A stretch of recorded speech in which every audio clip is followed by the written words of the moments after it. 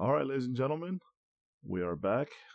What's up? It's your boy Atma, you already know, and we're here to watch some more of this amazing Radiata Stories alternate story.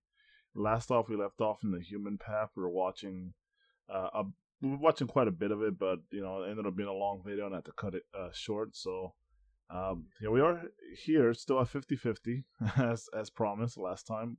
I didn't watch any more, but I did start to think about some things. Let me just recap some of the stuff that we learned last time. So the last time there was some like kind of like an alternate story. We started theorizing that perhaps there might have been even a second branch in this game's code.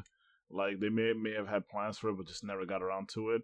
So we have like a situation where you have a split. Right, in the main game, you have the split where you're going either the human path or the non-human path, and in the other hand, you have like maybe you take the human path, but there's a second split that like you can continue along the human path, alternate path, or you can take the alternate non-human path. So that's kind of interesting. I want to go to the non-human part of this and see if that actually is true, and maybe there's a section like that that kind of mirrors this. So that would be pretty cool. But we also learned that we had a few alternate scenes with Aphelion. We learned that Lorix has like a dark side that just was never unveiled in the game. So we learned quite a bit. In fact, the biggest revelation I think was the Algendar's Morgan being more than the person that we initially thought she was. I'm just like, who is you, Morgan? But the game won't tell us quite just yet. It's still a mystery, and it's been chronicled, that Algendar's from back in the day. I mean, I just want to talk a little bit about what I know of Algendar so far. All I know from Algendar is that the Dark Elf King, or the old king, the wise king? I forget what they call it. The Elf King of old. Yeah, he fell in love with this human who became the first Dark Elf, right? After they, made love and they conceived a child, and that became the first Dark Elf. And it was kind of interesting because they were trying to insinuate that perhaps the fact that the human was a female could have given rise to, female elves, because they weren't a thing before. Now they are. So I don't know. I really don't know how it works. That my mind's currently racing right now. I thought about it a lot more in depth after the video, and I came up with some crazy thing. I'm not even sure where this theory came from, but it just clicked in my head. I was like, what if? Because and I'll tell you exactly where my reasoning comes from. Right? What if what they're trying to do with Jack and Ridley is the same thing that they were doing back with the old elf king, and the human girl, but it could be the reverse. So this is gonna be hard to explain, but here's my logic, right? Because last time when we were watching this, we learned, well, I learned at least, that Ridley was considered to be like an elf in some regard. I always thought of Ridley as a human, and actually it was kind of my own mindset was mirrored when I forget who mentioned it last time. They're like, yeah, but Ridley is human, right? But they also mentioned that Ridley is essentially an elf. And I'm like, well, that is true. And I mean, it's the most obvious thing, and it just never clicked with me. For some reason, I never thought of it like that. But Ridley is essentially an elf, right? She is mixed with an elf in her soul. So that means that she is part elf to some degree, right? So some part of her is a non-human, and she's also a human, right? So that is really crazy to me. But when I started thinking of Ridley that way, everything changed for me in my mindset. When I started thinking about this, I'm like, if Ridley is an elf, look, let's juxtapose two different scenarios, right? You have the old king, the old elf king, the elf king of old. Man, I can't even say that sometimes. But you have the elf king of old. You have this human girl, right, who we fell in love with, right? So you have this scenario right here. Those two getting together and creating a child, right? The procreation is what resulted in Algendar's. Now, I know that in the non-human, I think it's the non-human path, I think Ridley says something along the lines of after the transportation, of course. She said something along the lines of the Algendars came about as a result of the Order of Totals becoming unbalanced, or something along those lines. So if I'm to understand this correctly, because this goes so many different paths, but like because of the human and the elf doing what they did, the Order of Totals became threatened. Now, I'm not sure why. This is essentially just an act of love, not an act of hatred, which is what Totals' order being broken seems to imply. It's like this hatred is unbalanced, but it really isn't unbalanced. In fact, it's unity, right? This is the truth of it. So it makes me believe that the Order of Totals is a bunch of lies, because it does not want to have people unite and be together, which is what some of the elves want to do and some of the humans want to do, right? They want to live and coexist in peace, but it doesn't seem like that can be possible. According to the Order of Totals, they actually want to divide them and keep them separate, and then everyone do their separate things. Something along the lines of the four nations, a la Avatar: The Last Airbender, right? They have four nations and they're supposed to be divided, not united. So as you can see, what happened in Korra with what do you call it, Republic City? That was a disaster. And even in some case, I'm not trying to get political with this, but in some to some degree, even in here in America where I live, they are, sometimes it's just not the best thing to have cultures mixed, because we're seeing this now. It is not the brightest of idea. It is a noble cause, but it's not smart. And it almost begs the like "I told you so" kind of response, because everyone knows it's gonna be a bad idea. What do you think? Different cultures are not gonna mix well, especially cultures that were beefing with each other back in the day. Now you have contrasting and conflicting ideals. Like, obviously it's not gonna work. You can't just masquerade it and like try to brush it away with the whole like, oh, just try to get along, try to get to know each other's stuff. It's not going to work like that. These people have like history behind them, and this is like many generations of culture that's basically you're bringing with you as a person, as a people. So it doesn't really work, right? So I think this is kind of like, maybe I'm thinking too deeply about it, but in Radiata I can kind of spin that angle there, where like maybe the Order of Totals is some kind of all-knowing force that understands that there is really no such thing as coexistence in this world, and it's better to just leave everyone to their own devices. So it could be that kind of message. I'm not sure. Or alternatively, it could just be that Order of Totals is just be pure BS, and it's not to be believed. Maybe it's something some false god prophesied and left in the wake of humans and non-humans for eons to just suffer and just live through, I suppose, and just figure it out themselves. That kind of situation. It could be something like that too. We don't know. I'm just theorizing, just spitballing ideas here because I don't really understand. But basically, going back to what I originally wanted to say, you have these two different juxtaposed ideas, right? You have the elf king of old with his human, and then you have Jack and Ridley. Now, originally, this idea came because I started to believe that Ridley was an elf. To giving that idea, I'm like, okay, let me think about Ridley as an elf. What does this actually mean? Now, if I put Ridley as an elf here and Jack as a human here, doesn't that kind of mirror what just happened in the past? That's how Algendars came to be in the first place. So if Ridley is an elf and there's a love between Ridley and Jack, who is a human, it's the reverse of the genders, right? So what could result from that? Could that be the cure to Algendars? Could it create another type of Algendar situation? Could it be like something that's does two reverse? Is it like you messed up the Order of Totals by doing this? Can you undo that by doing the same thing to create the balance or restore it? I mean, it doesn't really make too much sense, but maybe in some weird metaphysical way it resolves itself. I don't know, but I just think the idea is interesting that you have these two parallels here, right? So I'm really not sure, but I think that perhaps where the story is going is my theory, or where the story could have gone, is perhaps, because Ridley is part elf and Jack is part human, it could harken back to the elf king of old and the human, and it could have answers to what is the solution to Algendar's.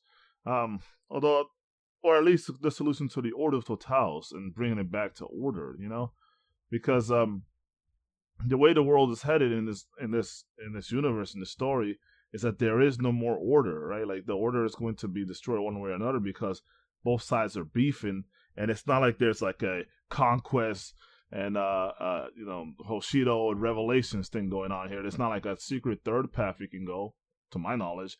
Right? There's no secret third path that you can go that you can say, okay, well, I don't want to join the humans and I don't want to join the non-humans, and because either or one side is annihilated, right? I want to bring some true kind of balance. So I wonder if there's a secret answer there based on that parallel. I might be thinking about it too much. I don't know, but that's really what I came up with thinking about the Algendar situation. Yeah, I mean, goodness gracious. What else happened in the last episode? Before we continue, I'm sorry I'm taking so long, but like I had to get it out. We had a conference meeting with Jack and all the heads of the different divisions of Radiata. Right, you had who was there? Racy Ross, the Owl, who's the head of Varif Institute. And we've never ever seen him in a cutscene before. That's the first time I think that we've ever seen him in a cutscene. Like you can see him in the game. You'll see him in his study, like when you actually play it. But he goes there, he chills, then he just flies off, right? Like he's not a character you interact with. And normally you can recruit the head of all of the institutions, but you can't recruit him and you can't play with him, right? So you can play with Curtis, who's not the head of Varif. He's the professor. Like he's the head professor. He's like maybe the second in command, maybe of Varif, but he wasn't at the table. So I think that's interesting because if I remember this right, Ortros, I kept calling him Octaros or something, thinking of Zelda, but I think it's Ortros, his name. He was at the table, but funny enough, Nyx wasn't actually at the table, which I thought was interesting because the real head of Void Community is Nyx, not Ortros. Ortros is the leader of Void, true, that is his title, right? And then you have people like, I think Nocturne, who might be the like trainee head, or the trainee leader of Void, but Ortros is the current leader, but the real shadow leader, the head of that Void Community is actually Nyx. And he is a secret character. Like you wouldn't know about him if you play the game normally, unless you did a lot of investigation, right? So he's like a really deep character. I remember he lost his leg in some battle, same as Ortoros. He lost his good eye in a battle that we'll say that for another day. It's a part of the lore discussion, but yeah, he wasn't at the table, which is interesting to me. I know that Ortoros does all this stuff for him, like he's kind of like his representative, but you figure for something this grand, something this important, you see Nyx there, but I guess he trusts Ortros enough to be there for him. But that almost kind of seems insulting, right? Like everyone's there, even the king is there, but what, you're too good to show up, man? Like, come on. I don't know. I don't know what the story is, but anyway, he was there. You have Elwyn was there. Jasne was not at the table. I believe one of the seats there was reserved for Jasne, and I don't know because it was all Japanese and I couldn't read it, but I think that chair was for him, and he was not there because he was still grieving over his daughter. And we have, who else was there? Some other leaders. See, Elwyn, yeah. Cross was there, of course. Larx was there, and Larx was kind of evil in a way. He threatened Jack. He threatened to kill him. He coerced him into doing some shady missions for him. Yeah, all right. A lot happened. All right, you know what? Let's save it. It's been, I don't even know how long. Oh, a minute. I don't know how long it's been.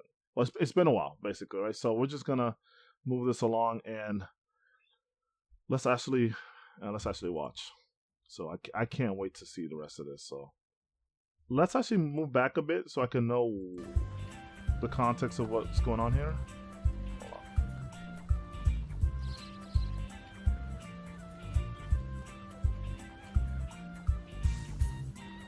Ah, right. So this was after he was told to investigate the spy who was actually a genius. I forgot to talk about that. We went more into the details of what happened down in the sewers with the murals. What's going on here? So he just didn't go and see him? Huh? That's what I said he should do. Like, I didn't find a spy. But he just doesn't even report. He just leaves, man. That's kind of wild. Okay. So he's gonna send Al after him at some point, or he might come see him himself. Oh, speaking of, like right on cue. I don't know. I got so surprised. I knew this was coming because I saw it in the preview thing. Oh my god. Ridley. So here we see Ridley finally. Okay, I'm gonna shut up now. Huh? Okay, so it says she brought some people. Okay, that was one of my questions way back when I played the game. She's always taking shots at how disorganized he is.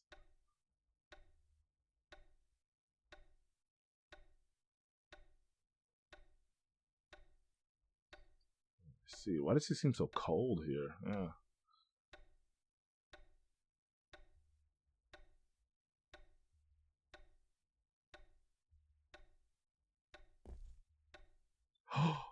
Jack! You dare say that?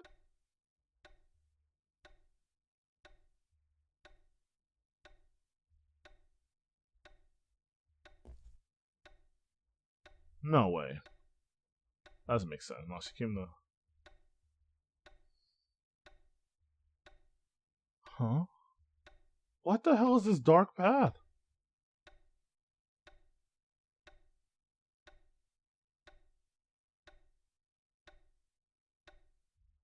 They're talking like complete strangers.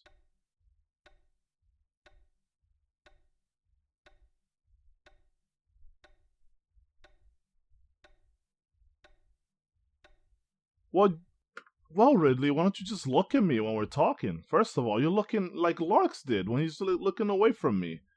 What is so fascinating about the damn wall that you guys can't see me, man? What is this, man? But I don't like where this is going. Right? I don't like this like cold attitude they have towards each other here. It's almost like they don't even care about each other. Like they're hiding their feelings. I don't like this. I don't like this at all. Um, why did Jack act like such an asshole there? Like he's like, yeah, I casually just killed. Like he acted like killing the dragon was some trophy thing or something. I don't know what's up with that. That Jack doesn't do that.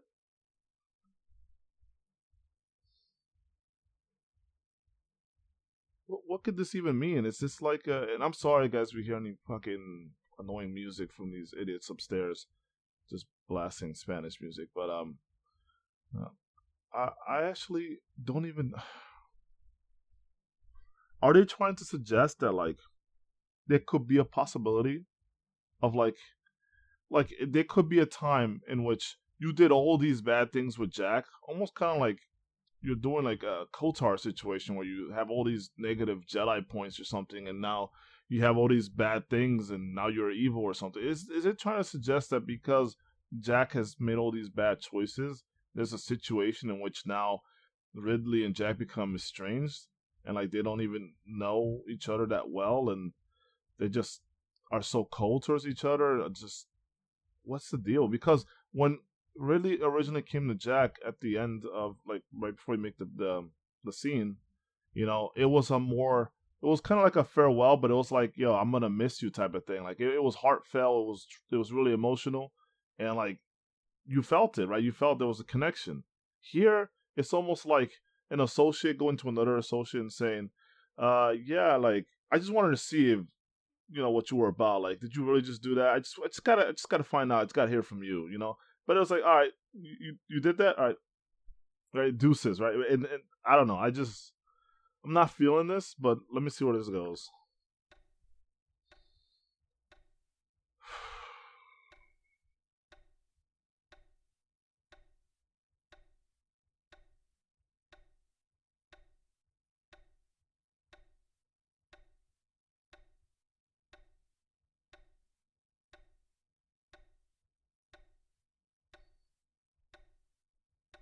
That's interesting. Okay.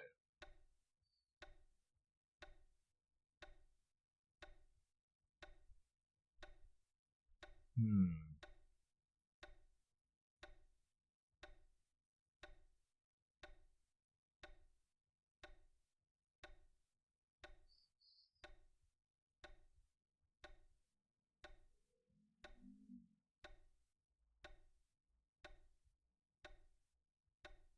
Hmm. That's a bar.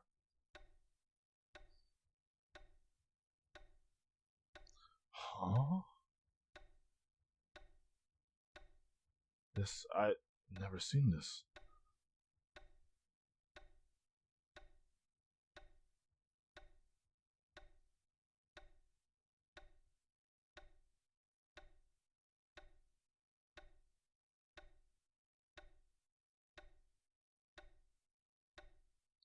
My brain.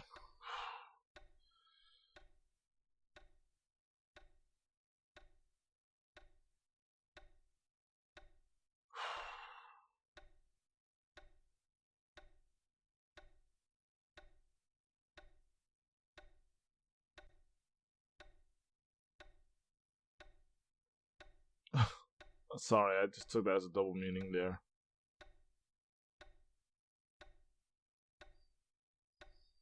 So much to process right there. Jesus.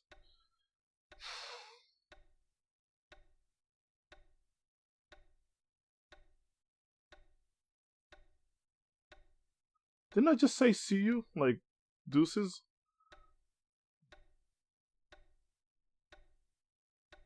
Yeah, she held her hand there. Now you care all of a sudden, Jack? What is this? What? What?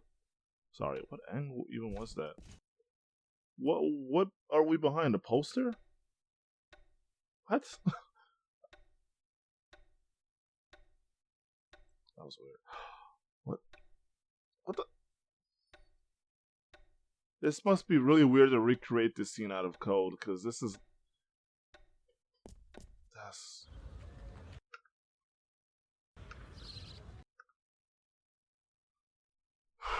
Okay. I'm actually a little bit in disbelief right now. I can't even believe that just happened. There's a lot to process there. Might have to go back and read some of those lines again, but yeah, it almost seems to me as if Ridley came in there not as Ridley and more as Hap, right?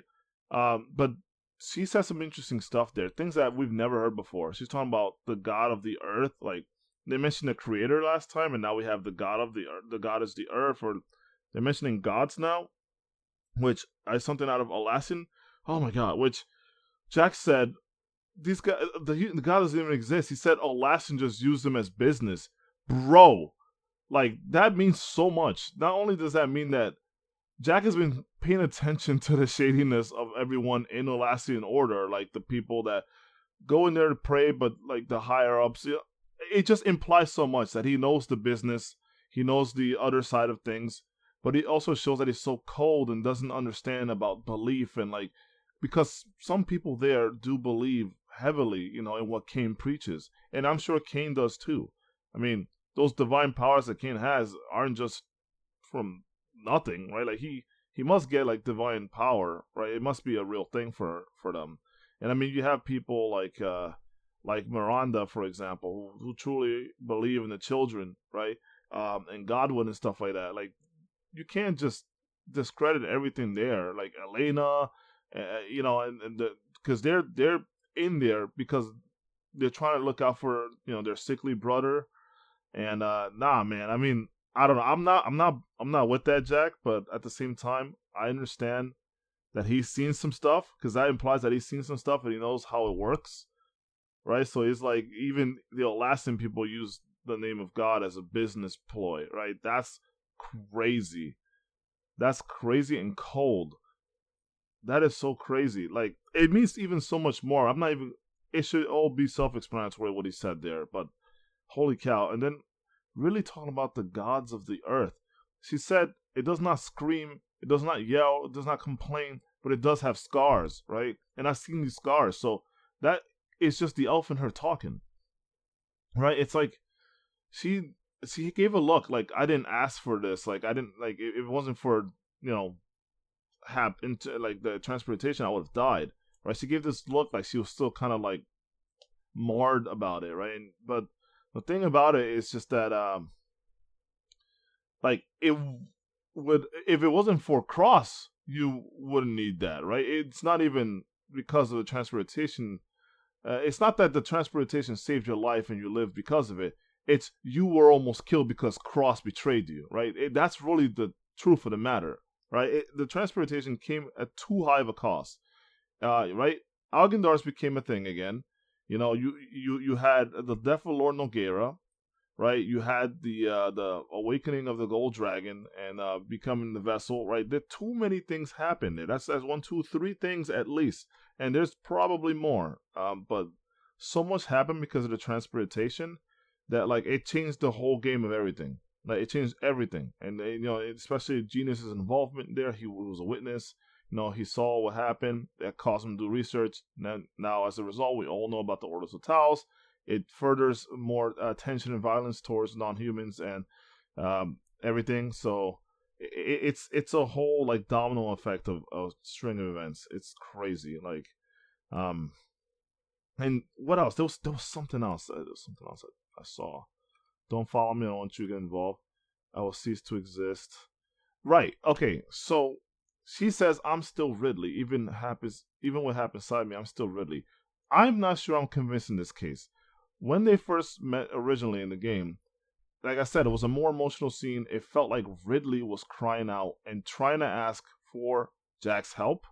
Like, especially you have the situation when she's like, "No, please save me," and then she's like, "All right, I'm good now. Like, I just had a moment of weakness because I don't want to do this." Kind of like don't want to go there, but kind of a Christ thing where Christ's praying. He's like, "God, must I really go through this situation? Must I really do this?" And he's like, "Forget that. I just had a moment of weakness. I'm human after all. Like, you got to do what you got to do, right?" It was one of those situations when in the game. And here, it feels more like, and this is weird because it's kind of a thought experiment. Who's controlling who? Is Ridley in effect or is Hap in effect? Because in the game, we see that she struggles with the duality, right? She's like, one part of her is Hap, one part of her is Ridley, right? You don't know who's who at any given point, and she struggles with it, and there's no real fusion, right? So, because it just tells me, at least in the game, it told me that the transportation was not a success, right? To me, at least, because these souls are not compatible. The souls of elves are supposed to merge with the souls of elf, and the fact that she had to merge the soul of an elf as a human, and she had all that trouble mingling the souls, and then she had all these like fevers and all this stuff going on with her. She was speaking in tongues. She had all these things happening with her, and it was like, bro, it clearly means that the transportation is not meant to work on humans. Even though Genius said it was a success, it was not, right? We all can see that clearly. It did not work, at least not the way it's supposed to, because it had her doing all kinds of stuff. And I guess the only real way out of it was for her to become the vessel. And I'm not really even sure what her destiny would be without being the vessel. But but still, the whole point is something overpowered her will, right? She did not make this decision on her own. This decision of wanting to become the vessel, wanting to betray humans, I personally am convinced that it is not Ridley thinking this. It is because her mind has been infected and influenced by the elf in her that's causing her to do these things. The Ridley that we know in the game thus far, like up to that point, would never do something like that, right? And regardless if you say, "Oh, well, the elf in her had a deep heart-to-heart connection. She understands his soul. She probably mingled with it and understood it, and was like, yeah, I like your cause. Let me be that person." But would you really do something like that, right? It feels like more this is an elven trick, right? Because this is an elven technique, and she's just a human. She has no magical abilities, stuff like that. It's very easy to probe in the mind of a human and then take over and implant your own ideas there, kind of like some Inception stuff. But like, that's what I'm convinced is what was happening with Ridley, especially because no humans knew about this stuff, right? This all of a sudden Ridley knows everything. I think she just knew about Hap's ideas and like all these other cosmic things being fed to her because of the other side of her, and I think that influenced her thoughts because it's not something. I'm not convinced that it's something that she thought of and like she like rationalized with, unless they show us that. I'm gonna say she was hoodwinked into this idea. She was like brainwashing and thinking this, and the other soul in her is probably taking over and telling her all these things. And that's why Ridley in the original game cried out for help. Happens like, no. Bring that back. I'm going to take over. I'm going to speak for us. I think that's really what's going on here. But I think that's an interesting thought experiment because, like, is she really Ridley? What do you guys think? Do you think that she's actually there? I think in the non-human path, you see more of Ridley because Jack's there.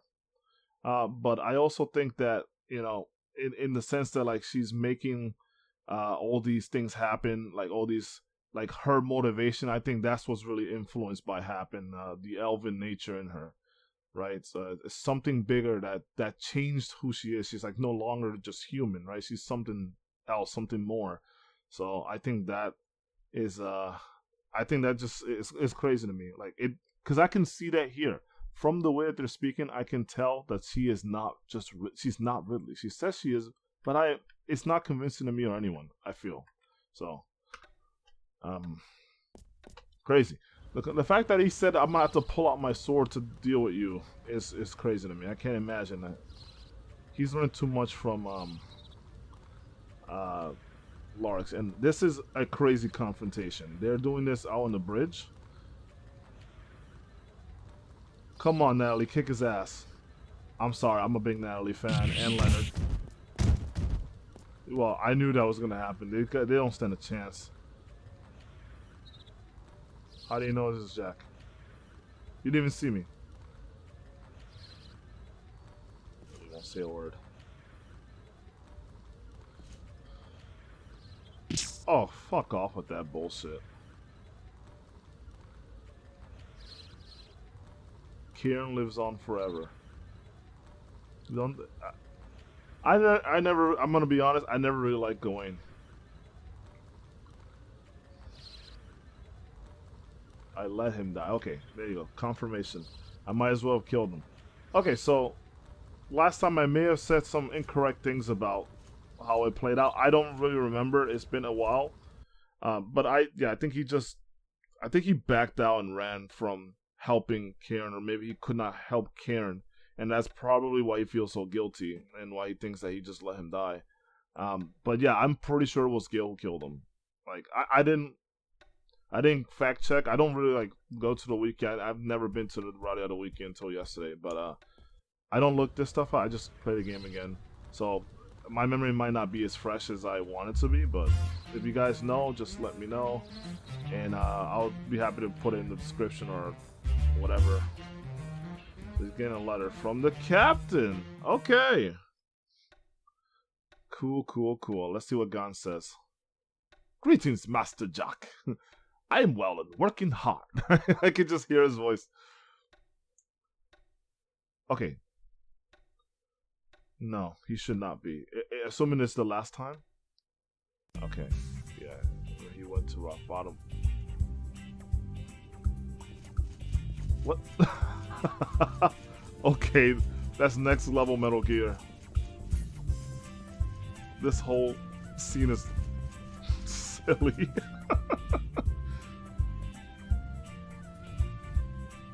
Wow. Guys, you a real one, man. You are a real one. Yo, Jack, you don't deserve a friend like Gans, man. Gans is a T-pose? Okay, I thought it was T-posing. Yep, it's a Moon Valley.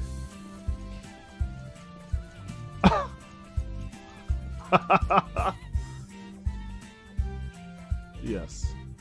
I can't believe they're playing this music here.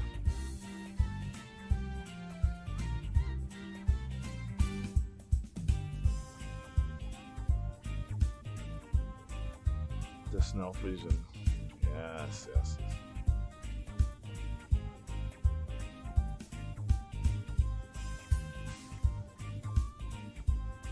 Yeah, they usually have only one person on a bridge to stop people from going through. And that is the worst type of defense I've ever seen. Wait a minute. Hold on. Let me see that again.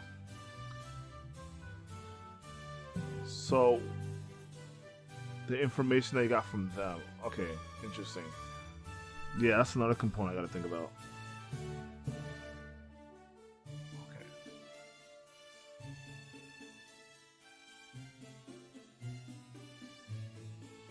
I wonder if he found out if it was Cross.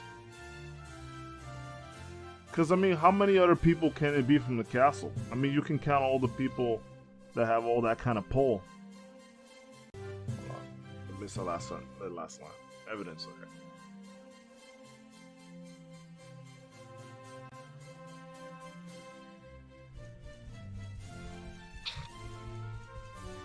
Halt! Who goes there?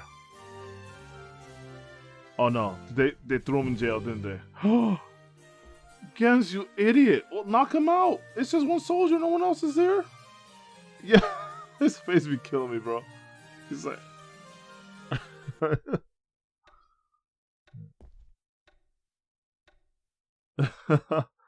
That's funny. But we know that he's fine then, because even though he got caught, he still wrote a letter, so he's fine.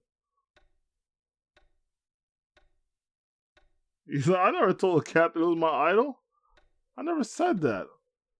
Yeah, well, you kind of acted that way, though, in the beginning, Jack, to be fair.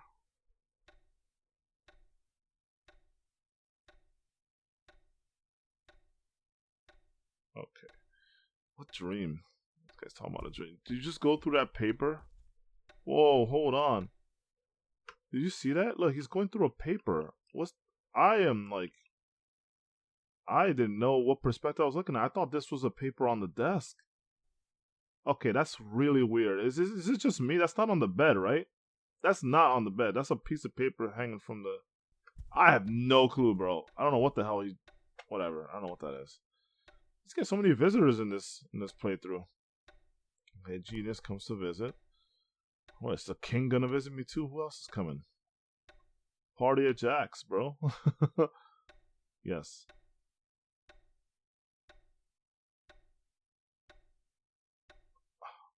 Well, what people? Maybe Barrett? Oh.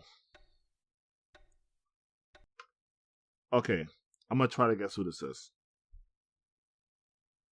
I want to say Vareth, but it's not gonna be Owen. It's not gonna be someone at the castle. I doubt it. Against, unless it's Rinka and them. Nah. I mean, they just brought it up. But given the context of how the story's going on this particular Human Path playthrough, use very liberally here, but based on that, I would have to assume maybe it's Morgan. Because he is the one who funded Morgan, and she's the one who has the research, and she's been on the come up right now. Talking about like Algendar's disease, like fixing it and everything like that. Crazy. I don't know. We'll see. Who is it? Who is it?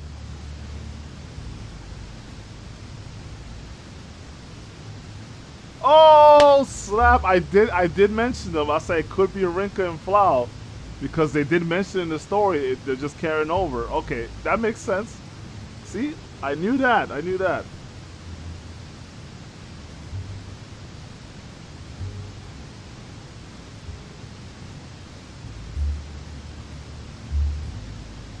Oh what?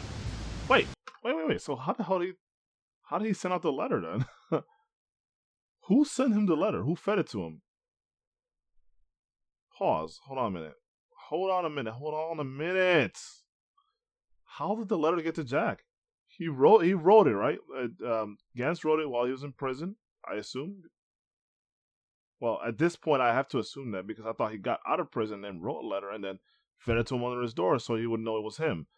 But someone else gave him the letter then. So who fed that to him, right? And how did they get the letter? So I assume that since he's in prison, someone confiscated. No. So he wrote it and fetched that out to someone. So Gans wrote this while still in prison. He gave it to someone. Maybe Al? It could be possible.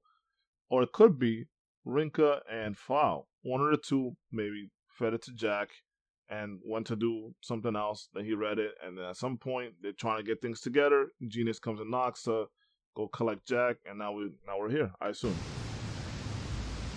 Probably Flower. Of all people, Flower's the one who's always been running around like a little squirrel. Oh. So they're just gonna kill him then. Damn, this human path playthrough is crazy. They're just gonna, yeah. Oh, so that's how you, yeah.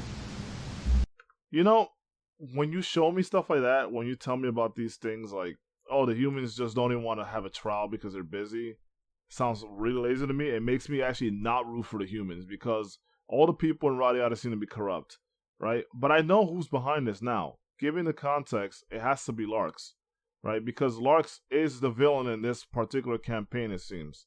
Larks is he's that guy. And he's not even Cross.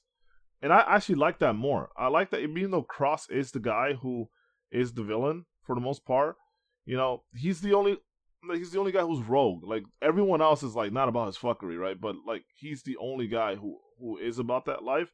And I like the idea that there's more than just one human that is a piece of shit, right? And that could be Larks in this case, right?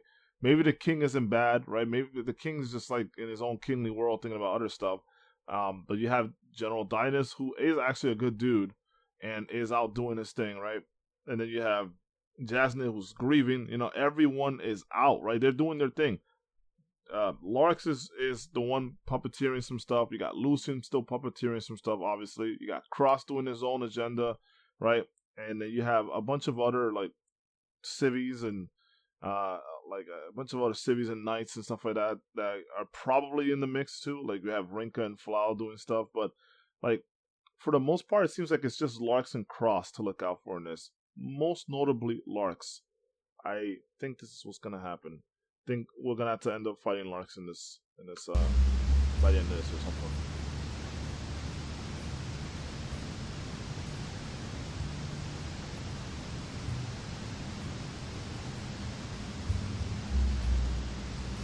They act like it's easy, but point taken. I mean, you guys were risking your asses to get over here, so. Alright, allow me to be crude for a second. Let me check that on some good old slow-mo. I gotta see that again. Ooh.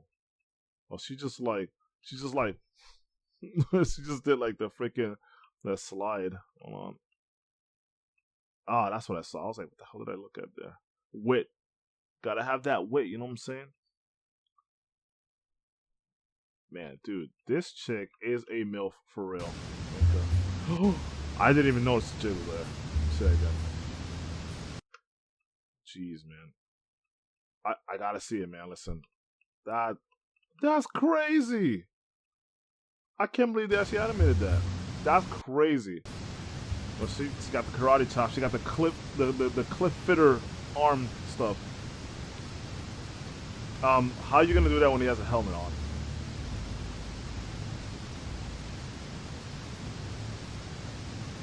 Okay.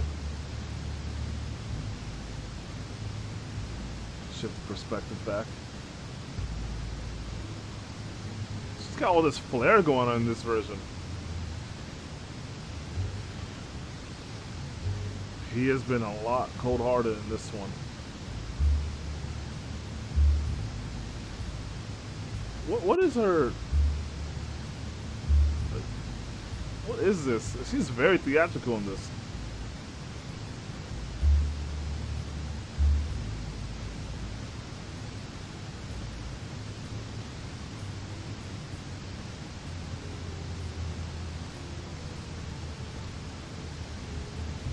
That's ridiculous.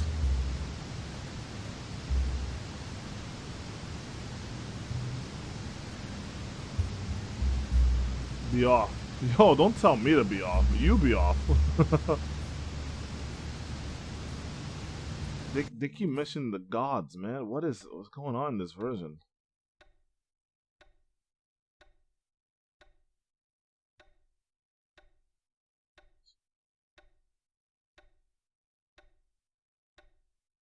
Okay. Who's gonna be the first to cave? Listen, you're not beating me in the eye staring contest. Yes, you are, actually. I can never win those. Okay. So you gotta wait for a certain time to trigger the scene.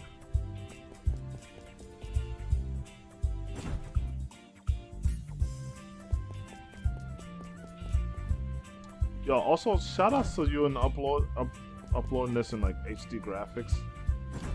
It's even higher than that, but I just kept it at 1080, man. Like, I'm cool with that. I don't need it to be higher.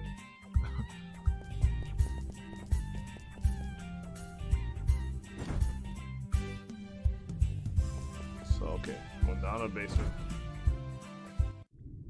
Just going all the way down to the bottom to the jail. That happened to me all the time.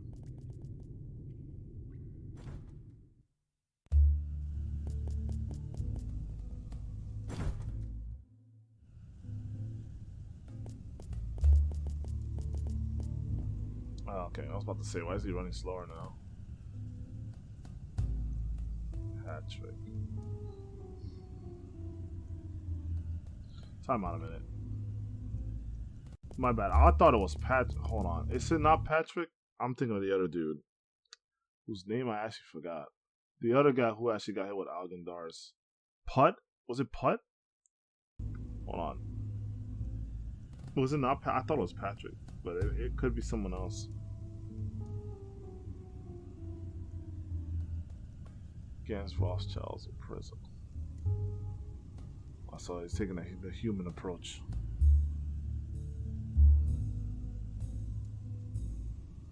Well, he says he's gonna give him a karate chop, but I guess that's true. He's not wearing a helmet, so that could work. Yeah, well, Patrick is one of the people you can recruit as a friend, so I imagine you can use. That would be really cool if you can use friendship to take one alternate route to getting here. Like maybe you can take the non-violent approach by being his friend, or if you're not his friend, you might have to fight or something. That could be pretty interesting. Yeah, can't take it. You get attacked or killed by the prisoner. Interesting. Okay, interesting. I imagine that Rinka and Flau already have a route to get here.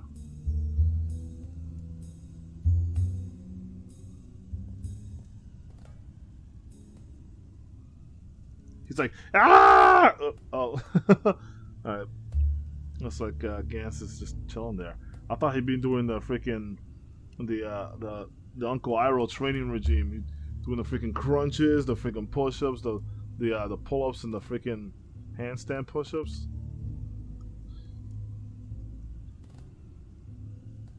Also, shout-outs to his Star Ocean, like his jacket. Hold on, but it says like Super Ocean, I think, in there. But it's basically Claude's jacket from Star Ocean 2. Anyway, I'm sorry. He's apologizing. Oh, well, at least Jack is apologizing here for what stupid thing he said to him last time. Yeah, you were. And on top of that, your decision to not join him at that critical juncture is what got him here and almost killed. So I think he should be sorry here.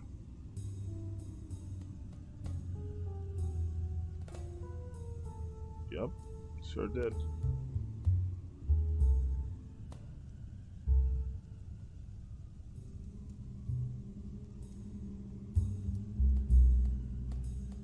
Damn. My icy heart like Kai. He he says that, but Gans is the nicest person that I know in this game. He does not have an icy heart.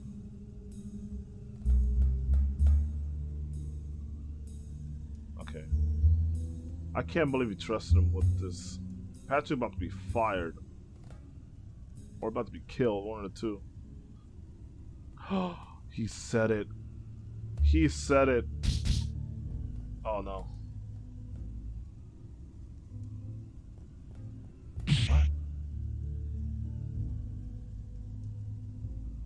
Oh!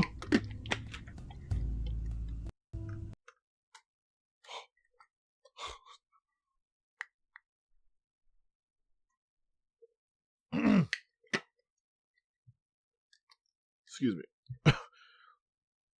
Whoa. That took me by a serious shock. I was like, did Lincoln and them not come in, and did Patrick just excuse me, man. Sorry, that went down my trachea. Man, dude, that's crazy. Cross came out of nowhere. Out of nowhere.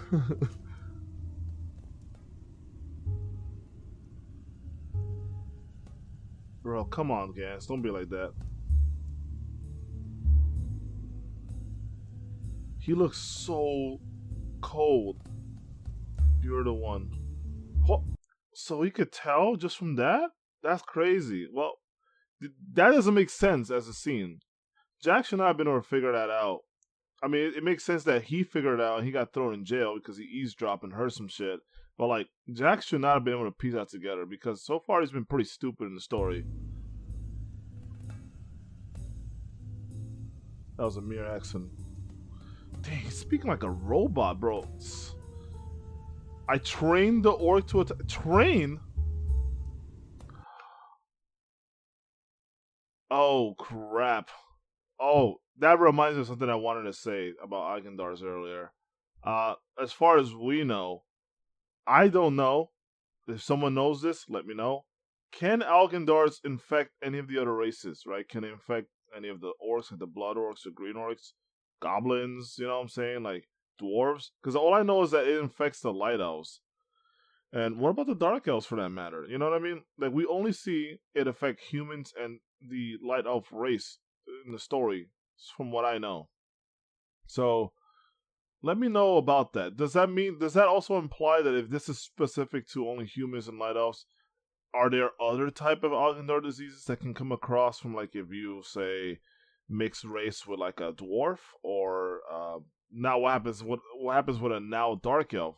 If you have a human mess with a dark elf and make a child, what does that create? Because we already had dark elves come as a result of light elf race. So what does that make? You know, and does that create another type of Algendars? What about with like orcs? I don't know how you would do that, but like, ugh, that'd be a rough thought to think about. But like, what if you had a blood orc and a human baby or something like that? Would that? Well, the point stands. What happens? Anyone knows? Let me know. All right, let's move on with this. Jesus. So he trained the orc to attack. That's crazy. How's he even doing that?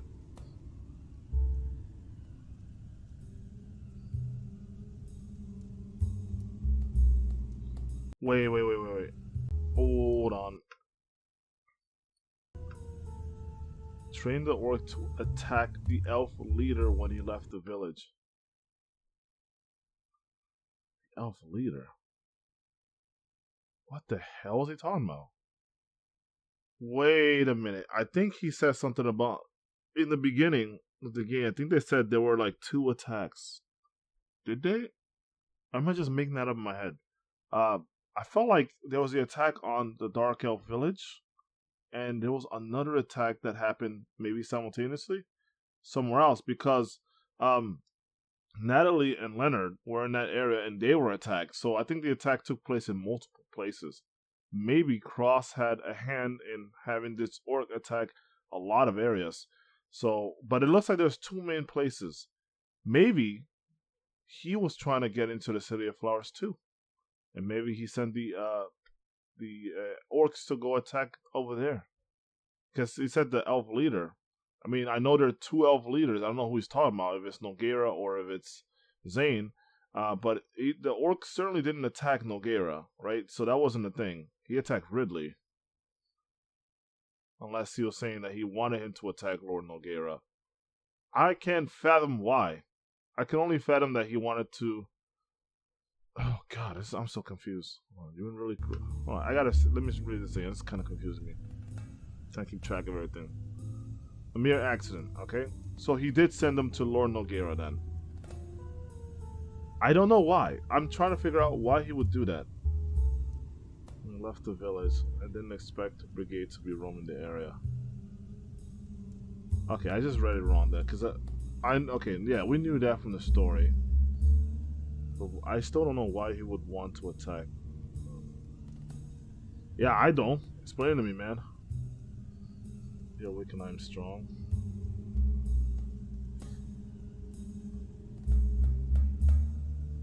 Damn, he's really talking big, huh? Oh, here we go. I can't believe it. We're actually screwed because we're in a little cell here and they got the upper hand. I cornered. Oh, so he did go with them. I cornered the Wind Dragon. It was close to death. Then you come along and finish it off. Oh, so he's mad that I took the kill. I had the coup de grace. More powerful than you are. Do you know why? It's because of what we bear on our shoulders. What? The name of your... Yeah, okay. His coat of arms, essentially. I'm sad that it came to this. I'm cross-ward. I'm actually really sad that it came to this because I didn't expect Cross to be the type of person who, you know, that's what I thought at first, but he showed me that he wasn't initially. Like, that he was not into, like, the whole, you're a peasant and blah, blah, blah. He never struck me as that type of noble, even though it makes sense. But I figured, like, as long as you're with him and, you know, you are a strong person, he respects you. And if you don't like, you know, not if you don't like non-humans, then I think he'll respect that too. That's the kind of person I thought he'd be. Like, he didn't care about your rank or, like, your house or something like that. He just cared about, you know, can you give him honor and victory and stuff like that. I always thought that was kind of his whole deal. But now he's talking about peasants. Like, yo, you're no one. I came from, like, a family. That I don't like this. I don't like this at all for Cross. Like, I don't mess with this, Cross. Like, you just lost hella. I lost. And you can never beat Cross. Whoa, the camera, man. Ooh. I'm like rocking out here. Dinus? Oh no. Did you hear the warning? Oh, is there a dragon attack?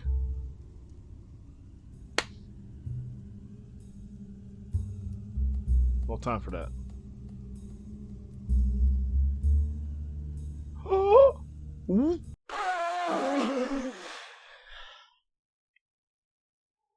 I didn't get it first. I had to read it like 3 times to understand. What? What? What?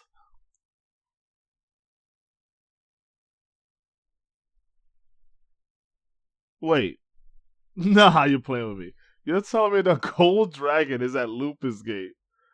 This I have got to see. No way. The gold dragon is in the gold dragon castle. Alright, he does not move from that spot. There's no way you're seeing the gold dragon. I'm putting $100 on this. Where's my C note? Yo, I put a C note on this. And then, of course, the gold dragon. Look at he just goes over there and wants to, like. Okay, this is really weird. They know he tried to. Well, I guess Dynasty really doesn't care about that. God, what a weird relationship they have. Can't rest forever. Oh, from the previous attack with Parsec. Yeah, he was a bit injured. Stuff as well.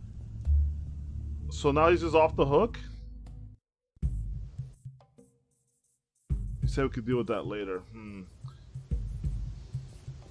So they need all able hands. Look, I hate to be that person. I am hoping Cross gets killed here and Dynus lives.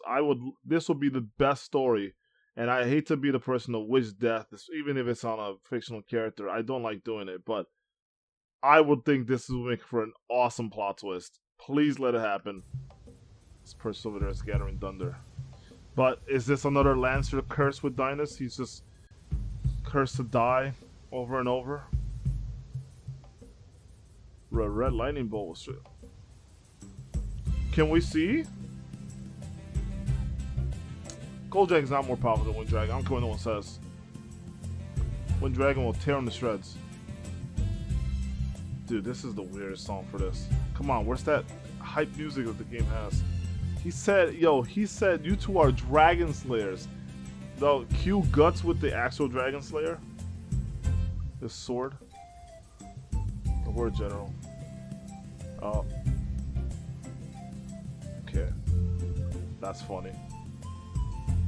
I don't need you to protect me. I love this. I loved it. Oh! It really is the gold dragon. Holy cow! We're actually seeing the gold dragon outside of the gold dragon castle. So they actually had plans to. That's crazy because the gold dragon, to me, it was always like worthless because all he did was he didn't do any fighting. I was like, dude, you fight all the dragons except this guy and Kelvin, of course. But I love that these three together are fighting. You don't get to see this in the game. You don't actually. I hope in this game, like I hope the idea was to have only Jack and Cross and Dynas in your party during the fight with the Gold Dragon. That would be the sickest thing. Because I always wanted to see. It's going slow? Oh, okay, so it must be like an emulation thing. Fellow comrades. Damn, there's some real beef right there. Neither do I. Ooh, careful what you say. Ooh, I like this shit talk. No, I like it. Please keep talking shit to each other. Okay, so Cross is still kind of subordinate. Really? Okay. It's like floating and doing all this really interesting stuff. It's like waiting for someone. Is it waiting for Jack?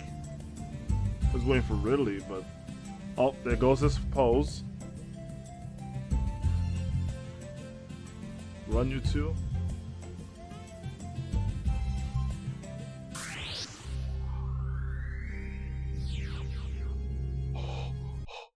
Okay, so you don't do the fight with those two. That's disappointing. But he has Nocturne, and he has Gerald, and he has Cesar on his team.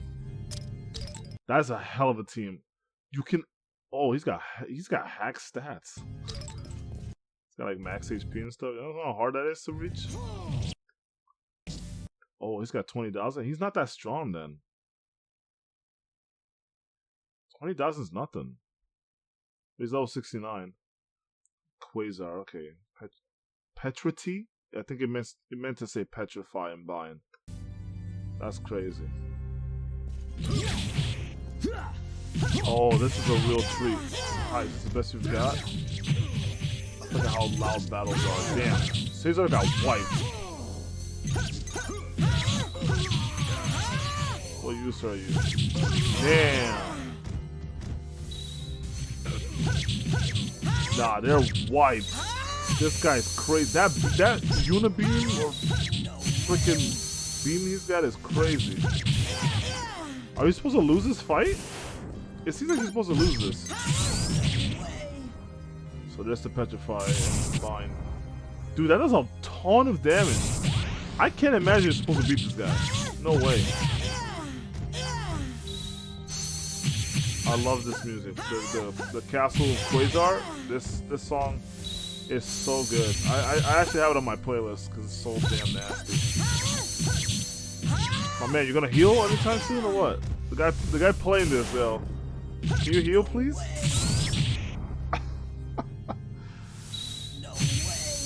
Nah, he's a goner.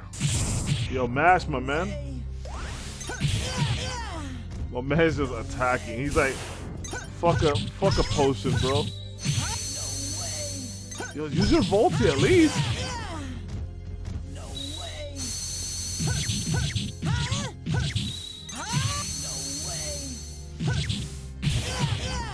Okay.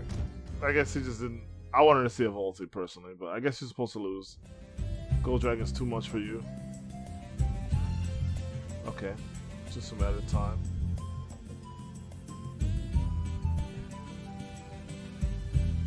Where is Dynas? Oh! Damn. Okay. He just got marked for death right there because, yeah, he can't fuck the Gold Dragon, especially can't fuck with him without the damn stone. That's the only way that they've been killing these dragons is with stone. Although, Aphelion died without the stone, ironically enough. Huh. Now I think about it, yeah, only the elemental dragons were killed with the stones, but Aphelion was not. I wonder why. I wonder why he wasn't. Like, we just beat the shit out of him and he died. But, like, is that the same for the Gold Dragon? I don't know. We'll see. Yeah, he's dead here. Not Karen, but me. Okay. It's interesting that he said Karen's name like that. I think that's the... Oh, I thought he got stomped.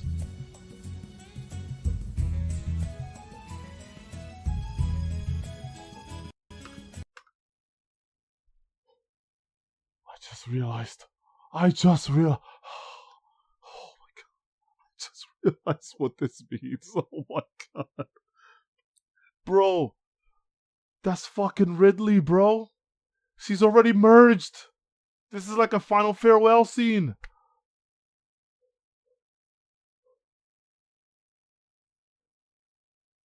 Oh, my heart. Oh no, dude. Oh no. I just wish the music was there so I could... If the music was there, bro, I'd be feeling some type of way. I might have a tear or something. Oh shit, dude. Please. Please let me be wrong about that.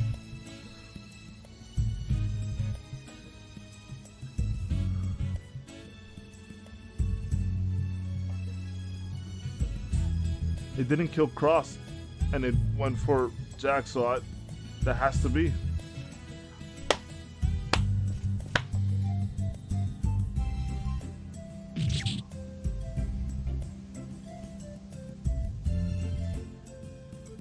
No way. Damn. Get hit in the tail. Okay, I'm glad she's not dead. Well,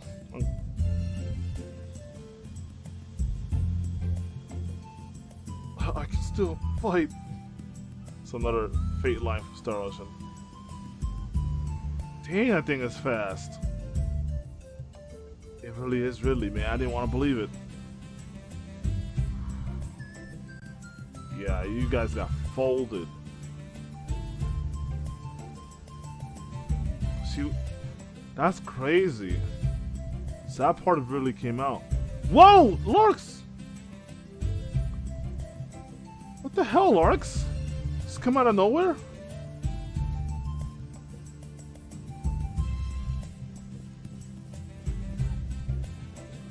Oh my god. If I see a freaking showdown between a silver and gold dragon, I'm gonna lose my shit.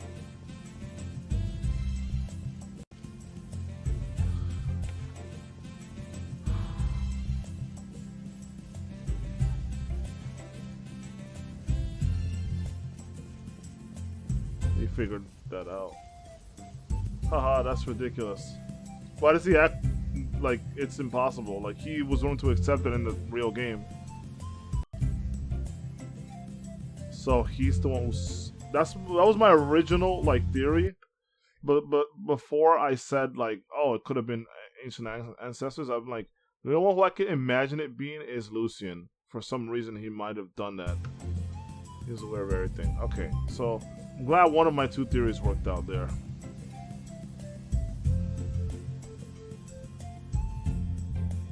How does Genius know all this stuff? Like, he blew his cover because he wasn't even there for that. Unless he has like freaking spy little flies everywhere.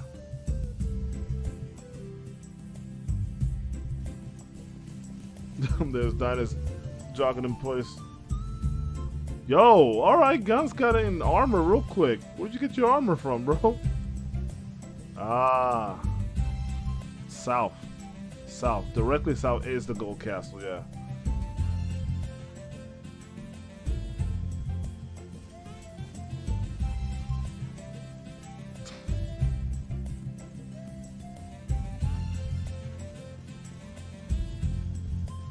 City White Knights. Yo, he's still jogging, bro. I give him his props. I'm gonna jog as long as you're jogging, bro. Yo, is it pathetic that I'm getting a little tired in this guy? Actually, hold on. Let me see something. Let's go. I'm reading that wrong, right? Oh no, he did say that. Oh shit, I think I'm out of sync. Oh. What are you talking about? He's like, yeah, I know my honey.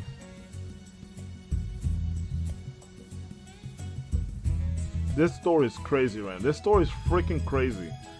Really comes to pay Jack a visit as the Gold Dragon. That's ridiculous, bro. That look on Jack right there. The non-humans must have used Ridley as the vessel to forcefully wake the Gold Dragon. So they're trying to spin the angle that it was not of her choosing, it was the actual non-humans that did that.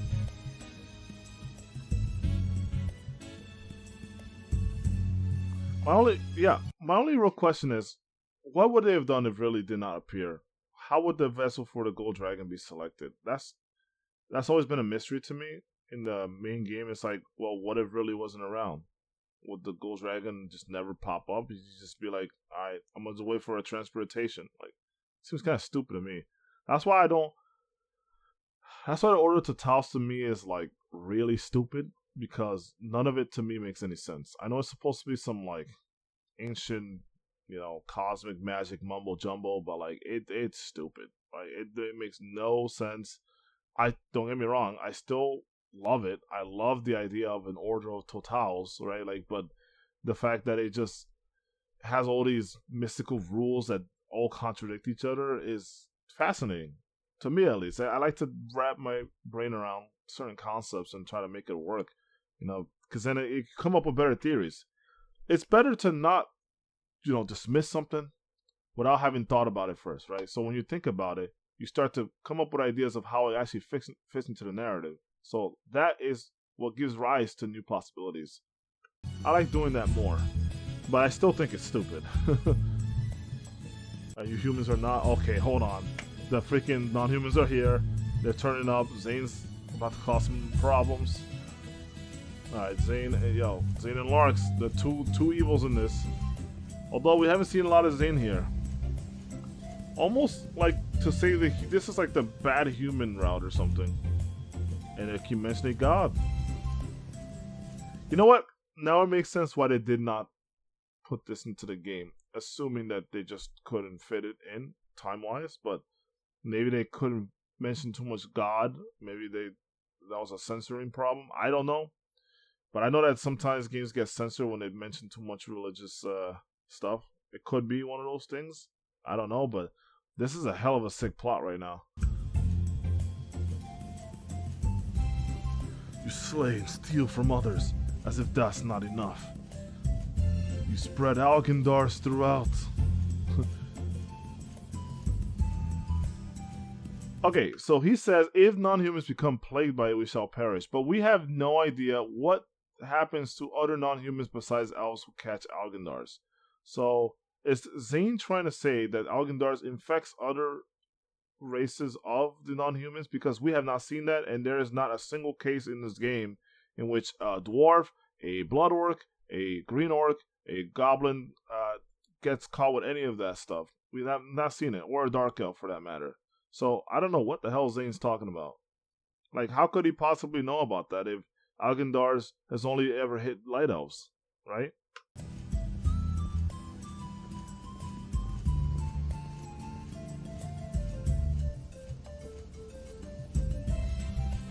No, you're not. Maybe he is. I don't know, because he caught Algendars. No,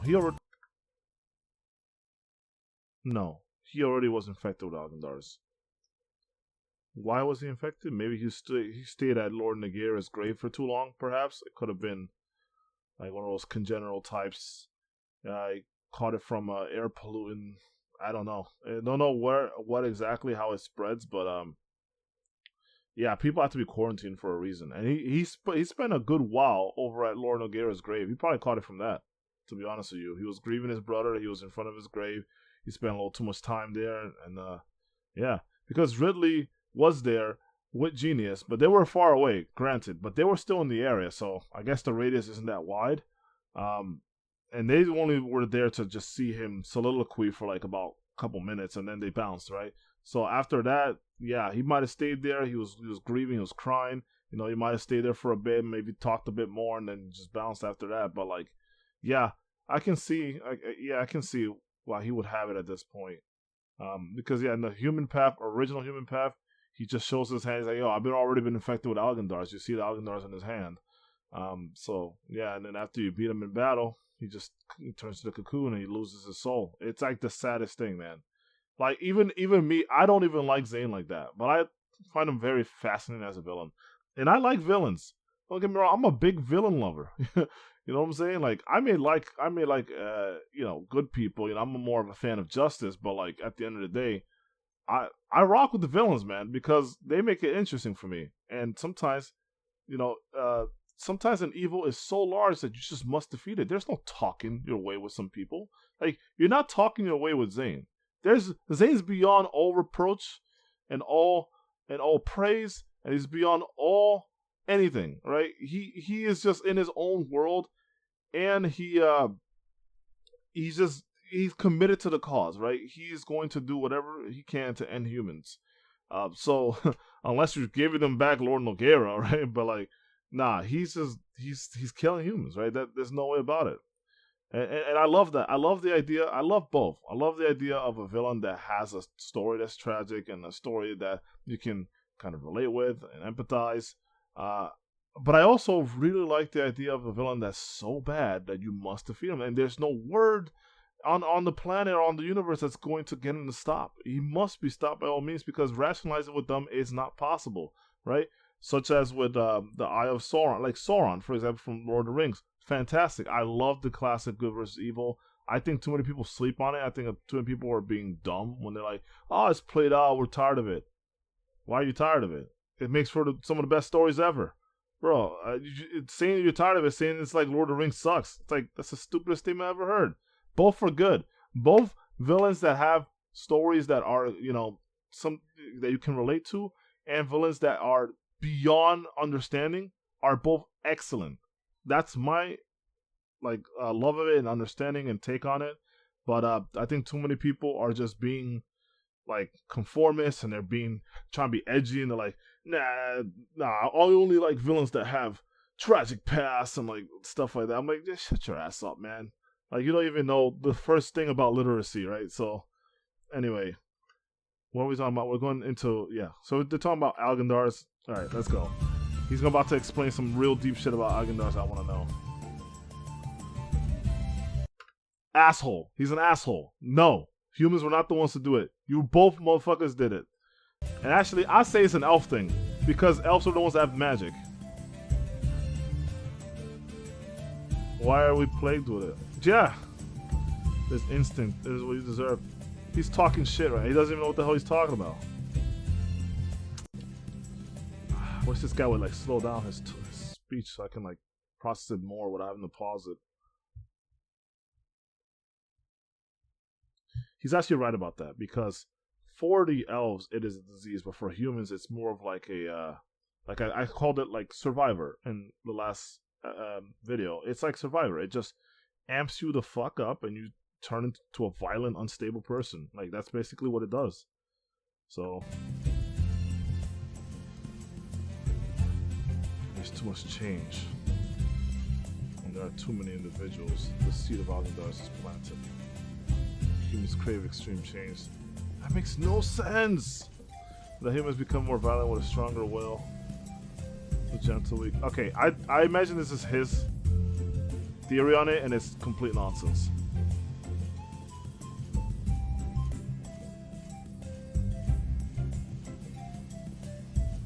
He's talking bullshit. 90%.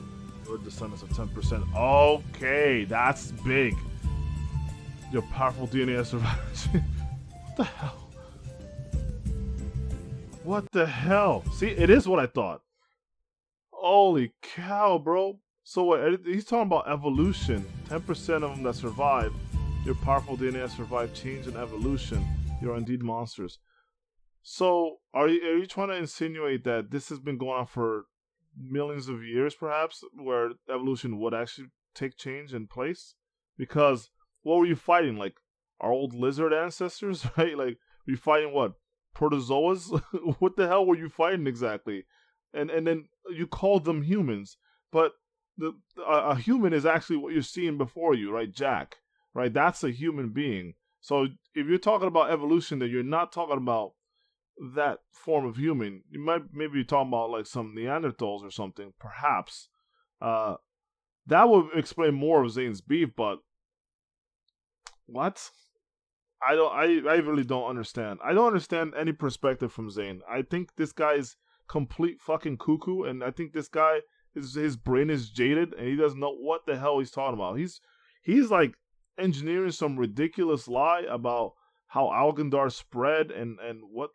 I don't believe it for a second. Not a second. It does not make any sense. This is a flat on lie. That's crazy. Nah, I don't believe it for a second. This guy's full of crap. Maybe I better let us pass. Do not try to fight this bounty here. Larkson's a savage in this one. I can't even. Yo!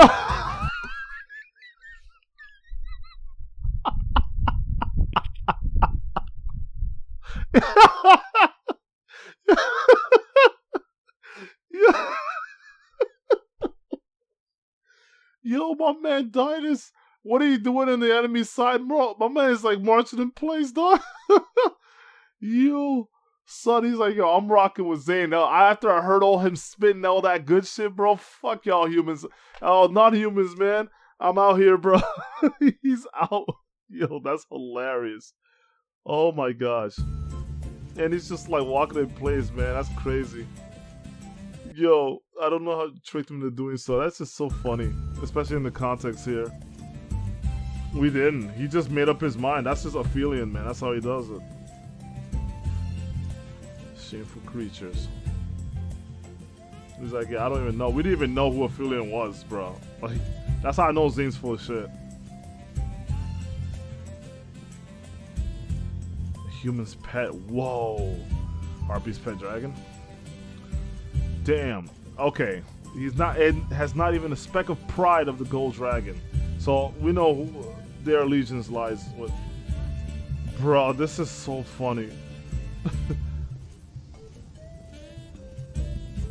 That is awesome. Okay, I've got to say this has been the best like twists and turns of the story. Bro, am I just like a mind reader? Because I said about the millions of years and they talk about evolution, so he was talking about like maybe Neanderthals. This is such a deep connection. Like, could he actually really be talking about Neanderthals? He's talking about a million-year war against humans. They never, ever, ever in the story dropped this much lore, right? They never told us about like how long they've been beefing for, and like it just sucks. Like to me, it's like, okay, how can I not root for the underdog here? How can I not be on human side? A lot of people that play this game pick the non-human side because they're thirsty for Ridley. I don't understand it. It's like, bro, and you know, I'm actually, I'm so souped, man. I'm happy because right now this proves what I've been saying all these years about the game. The human path makes the most sense in the story because like these guys been beefing for a long time and humans don't even know about it. These guys aren't even aware. Humans just trying to be humans. These non-humans just fucking with their shit, bro. It's crazy. It's crazy, bro. Nah, chill, man. That's crazy, man. That's crazy. Okay, let's see what goes on here.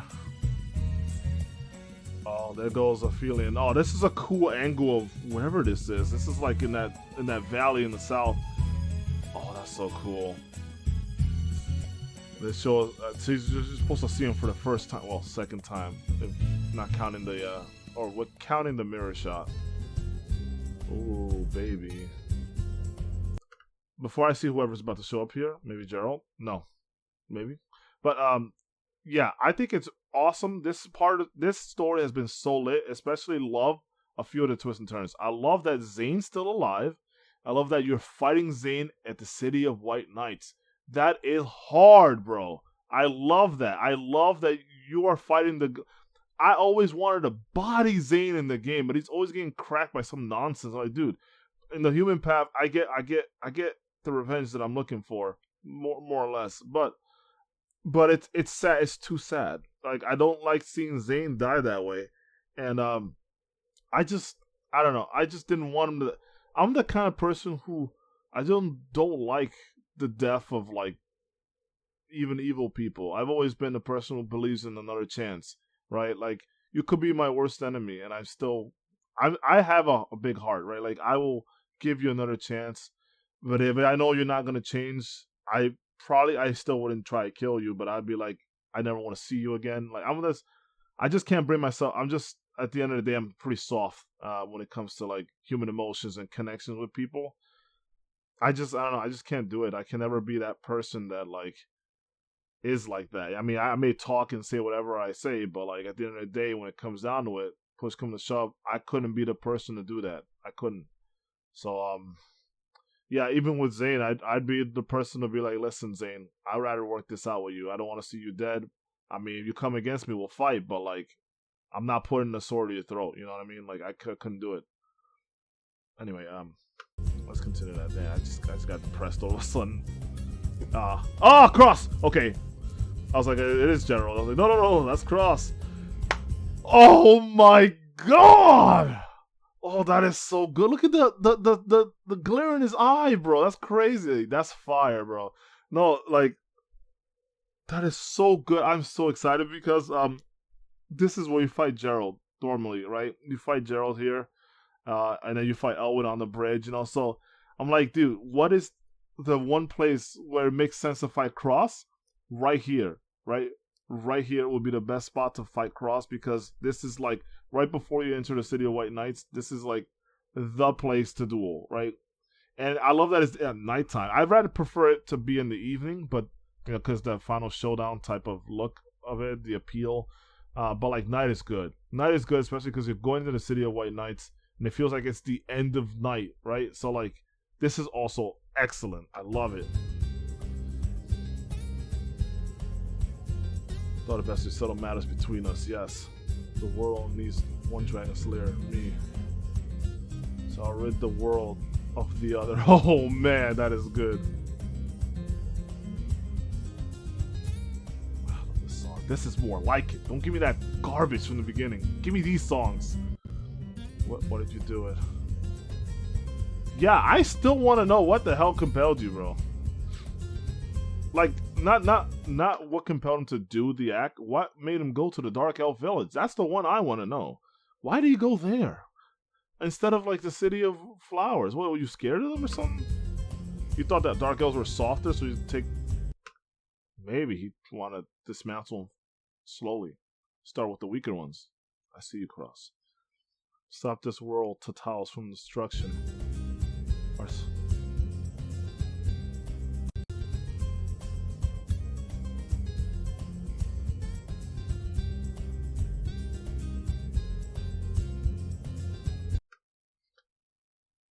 I'm so spooked right now. Oh my god, the character development on Cross. He said I'm doing it to save the world. Oh my gosh, dude. I thought, oh my god, I have to see Cross in a new light. Oh my goodness. Because I thought Cross was just a narcissist. He still is. But like, I thought that was his motivation. I just want to be the best. I want glory. I want this. You see him talking for real right now. Our civilization should rise up and take over the world. He wants to free humans from this world of Tatals, from this order of Tatals. That's crazy. We've never seen this insight into Cross before. That's real character depth. That's crazy. He said, amidst all of this fuckery and craziness that is the man that is Cross Ward, there is a heart in there. There's a heart in there. But those self-important elves wanted a negotiation. With no elder, the elves are a mere flock of birds. Oh, it's a perfect chance to rid them so they won't be a nuisance in the future. Damn, man, he went for the commander first. That's crazy. That was an accident. I'll rescue after I defeated you. Yo, is Cross like the new freaking main character? What's going on here? You don't know anything. So damn good. Oh my god! Let me get some of this fight. Ooh. Oh, he's back to normal health. Okay. He just wanted to showcase. Okay. With the. I see why he did the 9999 for the gold dragon. Oh, nice dodge, Cross. He doesn't even block. Okay. Let me just shut up. Oh, you can knock him like that? I did not know you can knock someone down like that. Oh, it's because he was in death. Wow, he has like no HP. My man, can you Volty someone? It's hurting me. Bro, he drops a Strength Berry though. That's hype. That's hype. Strength Berries are rare. What's the cutscene? Oh man, unfortunately this is where the human path ends. There doesn't seem to be any more cutscenes. Oh man. Yeah, here we are right before you fight Aphelion. This is one of my favorite moments in the game. Like he has to scream out with his soul, Ridley! I think I just spat something out there. Jesus Christ. But like, yeah dude. Nah man. That's some crazy shit right there. That's crazy. And there's nothing there, right? That's so sad. So like, yeah, there's nothing else left because like they never finished this part of the story. Oh my god, that was a wild journey. What is this, 124.52? I'm tempted to end it here, but I want to know more. I really want to know more. What time are we at? An hour and 33? Let's keep it going, man. Bro, I'm still shook over that cross thing, man. Yo, he said, I want to free humans from the Order of Totals. Man, I felt that in my soul! Let's keep going, man.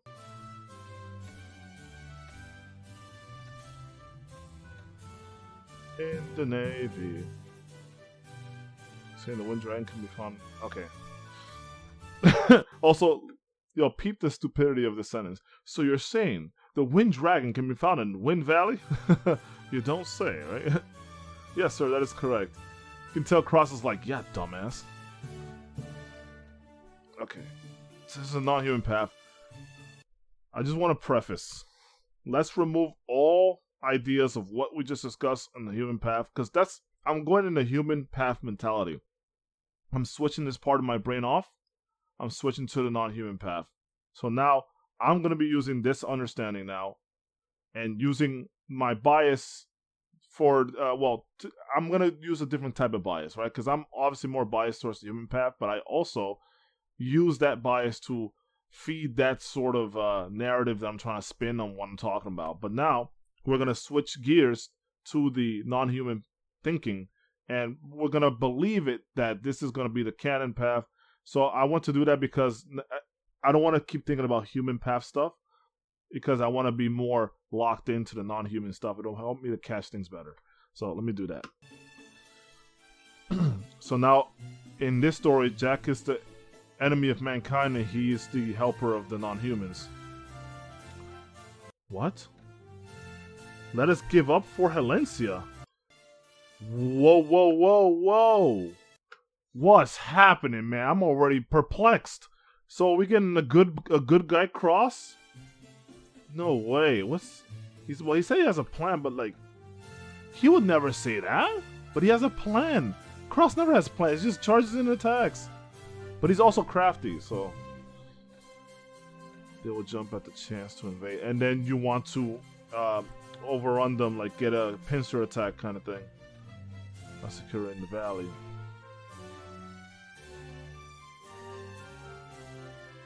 You should not. If I were you, Lars, I would not let this go. I understand that's your priority, but like, you losing that fort is big. We can take it back afterwards. Are you sure?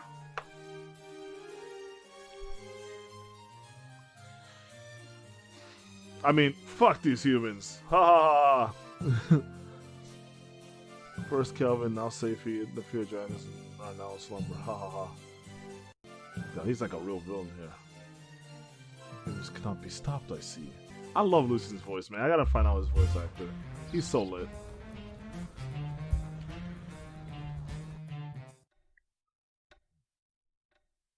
Someone gonna be waiting in his house? Why do I get shocked every time I see Ridley, man? It's awesome. How did you get in my house? Letting myself in. No, come take a seat in my bed. I mean, at the chair. I don't want to be too, how to say, too direct. After all, we have to be respectful here. This is the goodbye scene, but there's like an alternate goodbye scene. Okay. About to give her one of her CDs. Oh, Jack, that is so cool. He said, I don't care where you're going, I'm going with you. Of course, Ridley. I see, I gotta get into that mode, man. I gotta like be like, oh, I'm on Ridley's side, I'm on non-human side. So just bear with my trying to get myself into that mode. We're friends. What the hell, Ridley? What are you talking about? Why can't you be more cute? Oh my god, are we... That's some anime shit right here. Something so girly make you feel better.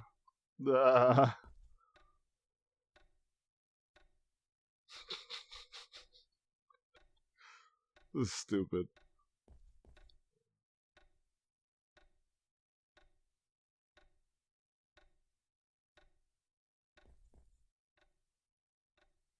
I love how Jack got this crib without like ever knowing what was in it. He just got a bunch of books that doesn't even belong to him. They don't even belong to him. Because we're friends. Because I love you. What do you think? You really are a mystery. It bothers me that so far none of the freaking sentences have had periods on this. Like, in all of it.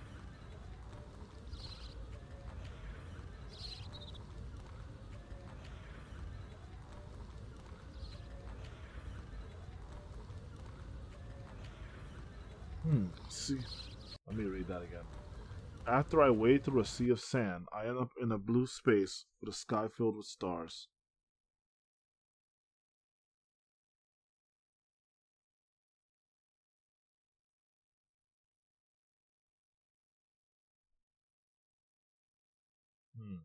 Interesting. Could be a lot of stuff. I'm thinking it might be related to time. Like a purgatory kind of existence or some type of unknown space dimension. Kind of like how where we go to where there's a ethereal queen or Isaiah queen, however you want to call her. Because she's wading through a sea of sand. Now, if she said there were infinite amounts of sand, I don't know. I don't know what this means. Or maybe it's something else. Maybe it means that she's having a positive memory that could be her life. I don't know. But they have a theme of dreams. They've mentioned this in the Human Path as well. When I sleep, half wakes. Dreams are half. Interesting. Okay. So she's having dreams of what Hap's memories are. What? Hold on. Why did she say? Was that supposed to be Jack's line? That's supposed to be Jack's line, I think. It said Ridley, but I think that was a mistake. Because she even nods to confirm. Yeah, she's like, yeah.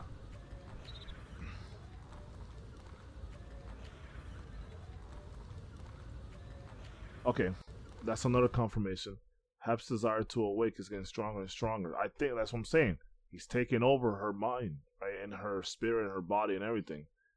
He is the one who wants to take control, and that's what's leading to this Quasar situation. I'm pretty sure that's like because they planted the idea in her brain, and I think that's.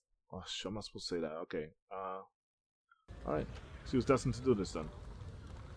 I can't get myself out of that zone because otherwise I'm gonna lose it.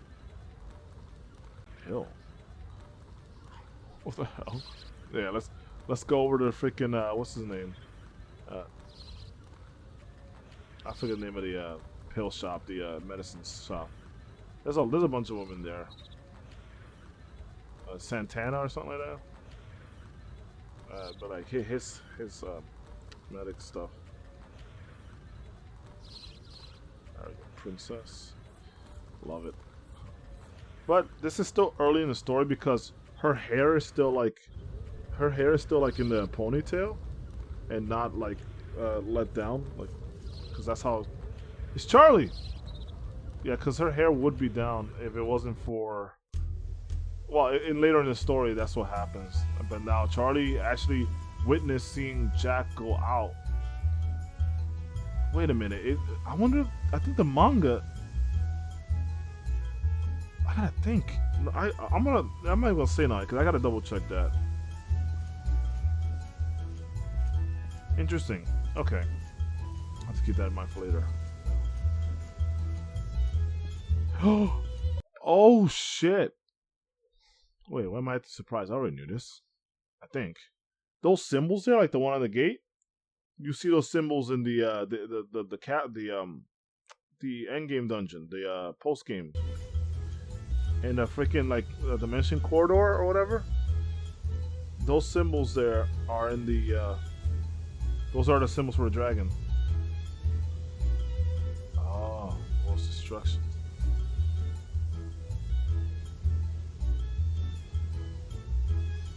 Half elf, half human. That's freaking crazy, man.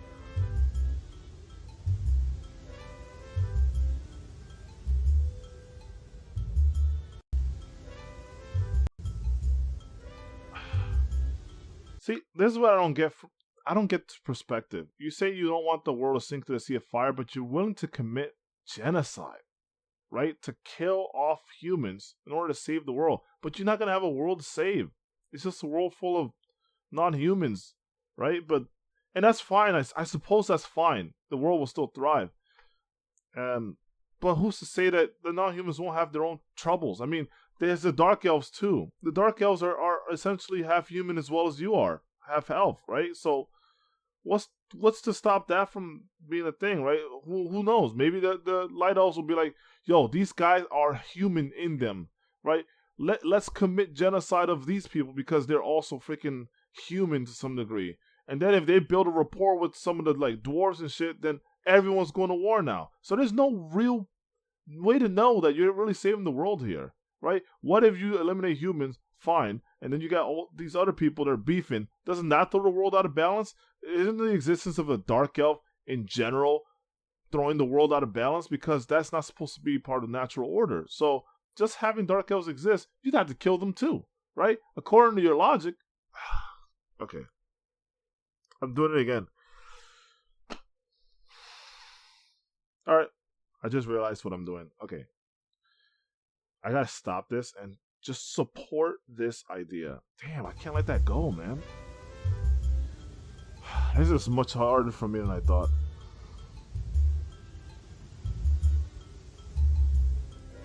He's a non-human strength. Okay.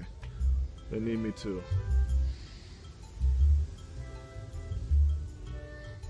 Yeah. I gotta... Oh shit. Just throw moon runes at me, why don't you? That looks beautiful. The font? Man. Yeah.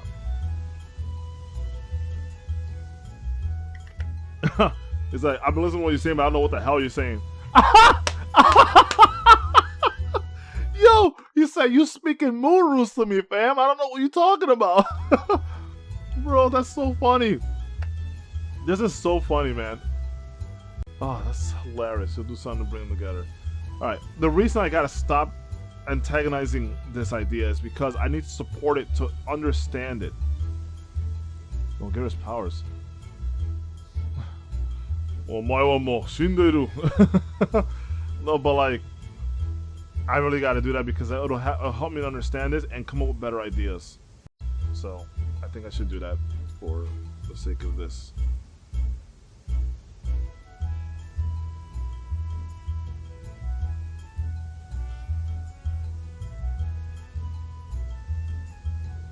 No.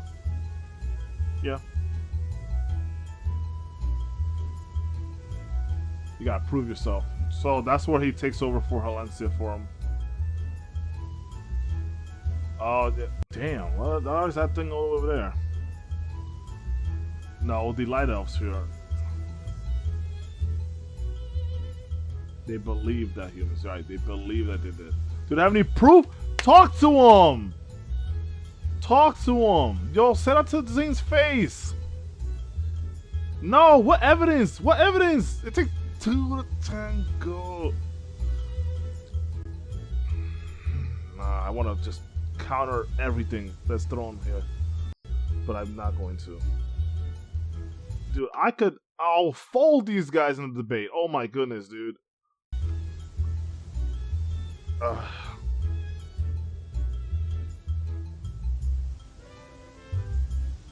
Dreams, like that's an argument. Yesterday I dreamt that I was working a job for a person who was a musician, and I was at his mansion and I worked his whole shit, and I was earning $159 million a year. And like, yeah, that's just a dream. There's no job on earth that does that.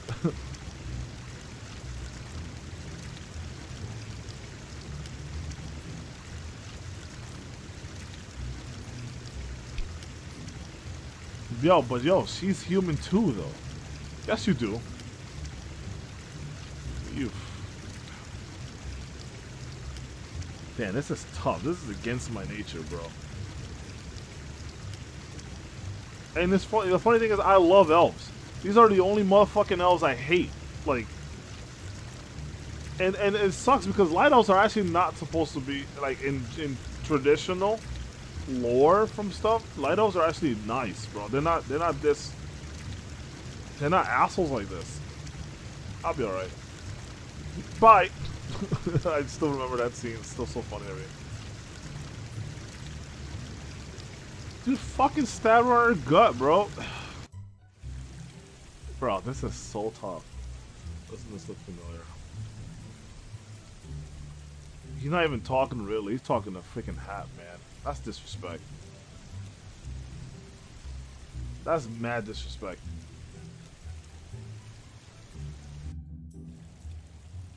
I wonder when Ridley lets her hair down. I love the look on her when she does that, but I prefer this look more. It's got a more innocent flair to it that I really enjoy.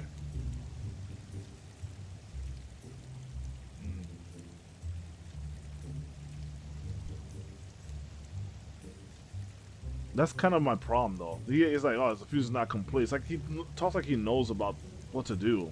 Like always, the humans are always the one in the shadows here.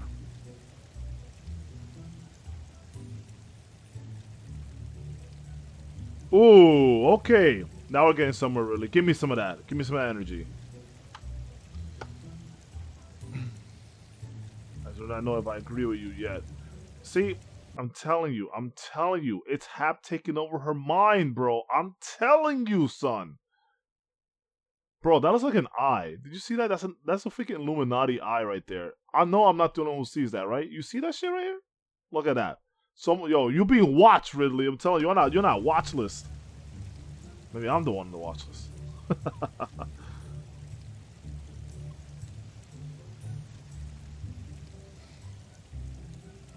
I don't see the greed that he's talking about. I mean, yeah, we're greedy, but like, how are you measuring this level of greed?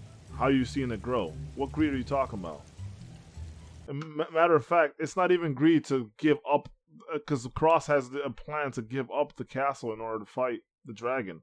That's not greed. That's tactics, right? So greed would be like, yo, let's go over and steal the freaking these guys' their village just because we just want to raise it, right? Like that would be greed. That's something Cross would do. Old Cross would do that, right? Or greed would be like, yo, let's kick these guys out of there. I mean, granted, all right, I'll grant you this, Zane. I'll grant you this. There was some greed there with the Earth Valley shit. You're completely 100% justified on that. I'm gonna give you that one, but that's the only time that I can think of where greed took place like that, and that's just a thing. Well, that's just a thing because of freaking who was it? That was just Cross. I was just Cross being a dick. Like there was an actual legitimate agreement between the humans and the non-humans, right? And then they were doing like a bartering, trading kind of commerce thing, where like, okay, we will give you like, I don't know, liquor or gold and stuff like that. Yeah, it was gold, right? Because the elder. Huh? Funny.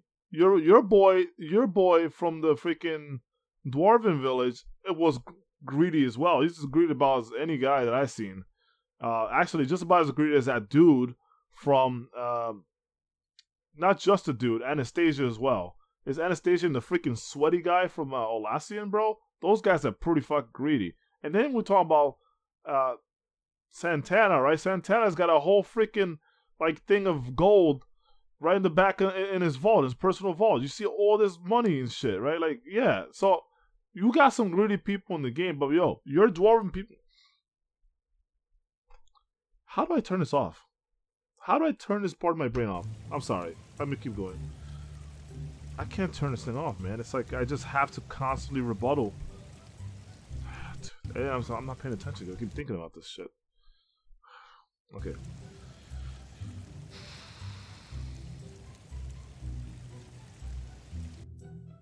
It takes me forever to realize when I'm doing it too, because I'm like so in the zone.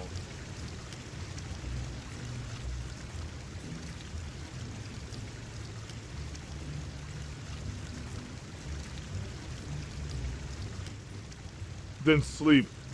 That's such a nice line. But it sounds like a threat, like, or it sounds like you're about to kill him. Then sleep. Pow. I want to hear this talk about Algendars. Let's go. Alright, lock in, lock in, lock in.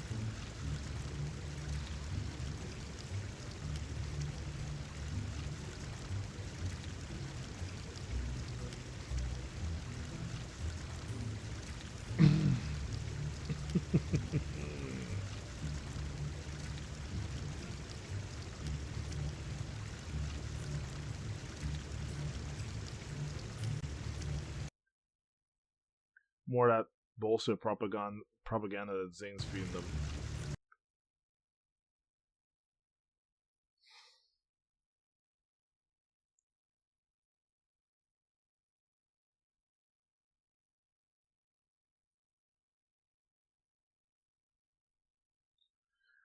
No. This is why this is bullshit. It's actually the elves' fear of death, I think. Because, well, they might not. Okay, let me think objectively about this. She might be kind of right. If we spin the idea, okay, if we think about it from this perspective, if we take the idea that humans' fear of death entered the realm of the elves when they, created that child, then that fear is a manifested idea, right? That became part of the Dark Elves. So now they have this new, instinctual fear of death that exists within us all, most of us.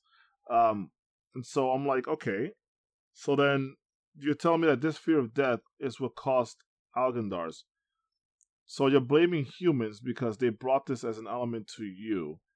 But I would say it's now become the fear of elves dying that's causing the Algendars, because they clearly fear it more than humans fear death.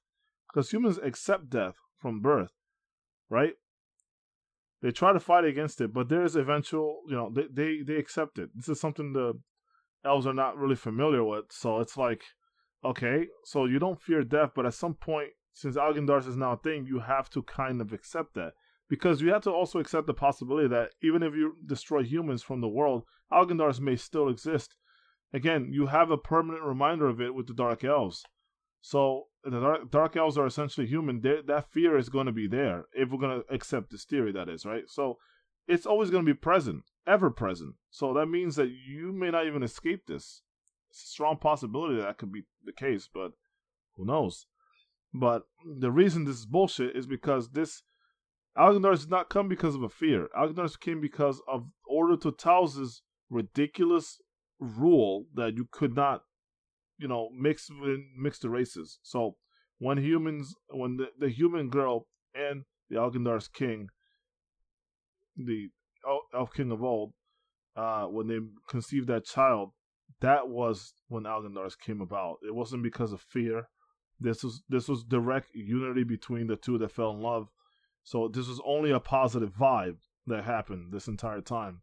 And then Algendar said, and then fear became a thing, right? This wasn't because of fear that this happened. This was because of unity, right? So, and this was like a selfish rule imposed by the Order of Totals.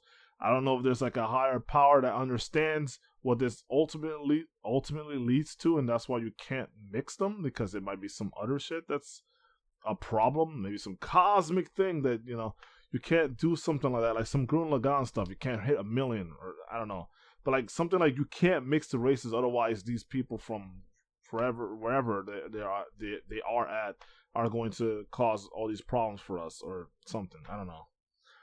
Now it's getting dry, man. But anyway, let's continue.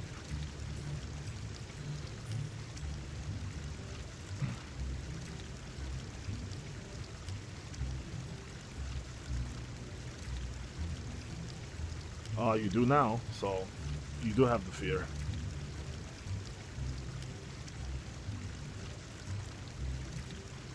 Conscious spirits.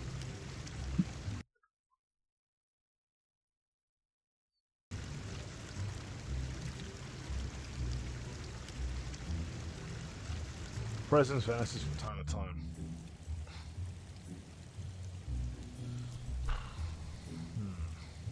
There's a lot of good info in this, in both of these stories. I don't know why they didn't just keep some of these scenes.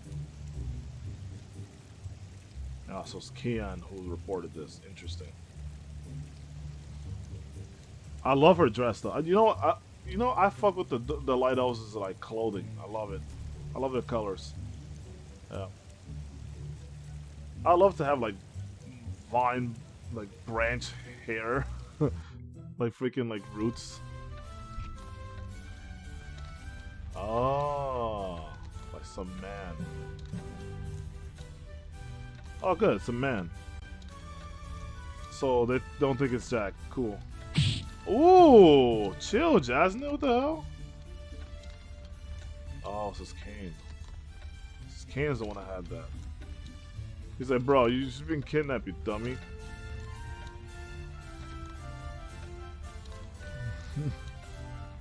That's why Natalie lets him do the talking, because he's the one who gets hit.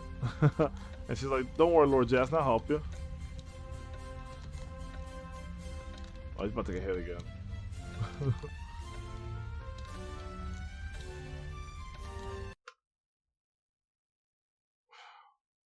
Hold on a minute. Hold on. This makes no sense.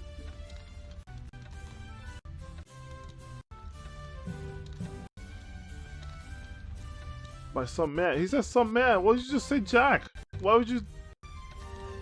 What? Being kidnapped by some man. You know Jack is 16, right? He's a kid. Well, okay. Sorry. Last time I might have spoken out of turn. Jack's not a child. He's 16. That's not a child, right? He's a young man. He knows what he's doing, right? When I was 14, 15, I knew what the hell I was doing. So that's not a child, all right? But he's still young, right? He's young and impressionable. So you can't call him a man, right? He's 16 years old. That is not a man, right? That is a young man. You should be able to tell a difference. Like, that's crazy. I'm mad he said a man. Like, a man is like a dude who's like big and, you know what I'm saying? He got a beard. You know what a man looks like. Like that. Jack is not the definition of a man, right? Like, that's crazy. This guy thinks that's what it's all about. Sick juvenile delinquent. Oh, I'll rip his head off. Damn. All right, go off, Jasna. Damn. I can see how he could take it as that, but did Charlie also report that she wasn't in cuffs? They were both walking side by side out of there. I mean, I don't know what the hell you think that is. Yo, my dude, get the, don't even touch me. Oh. Yo, alright, cool. It took you like about 9 hours to get the fuck on out of here, Zane? Oh, take your time. Alright, go through the Boardwalk Express. Why don't you?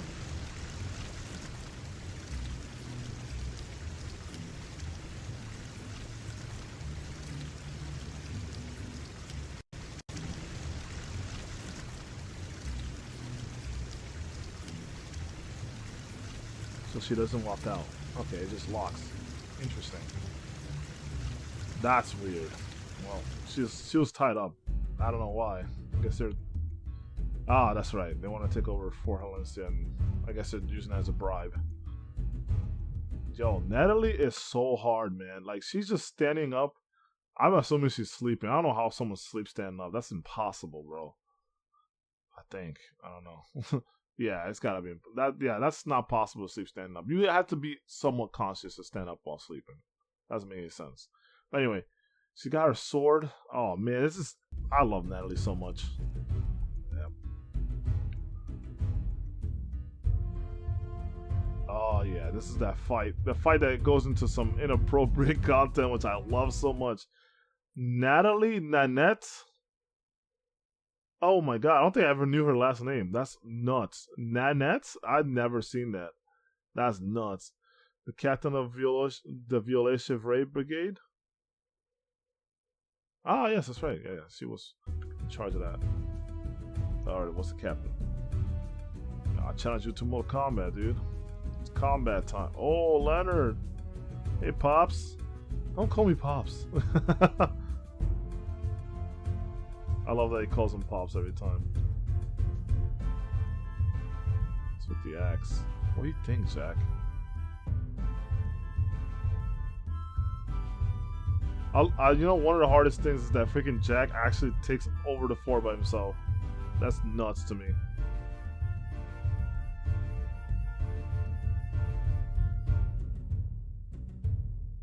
This scene's kind of mostly the same, so.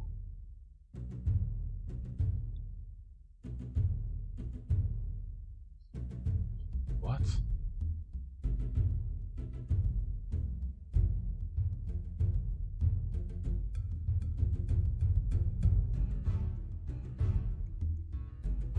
They keep bringing this up. Oh, I see the angle you're trying to spin.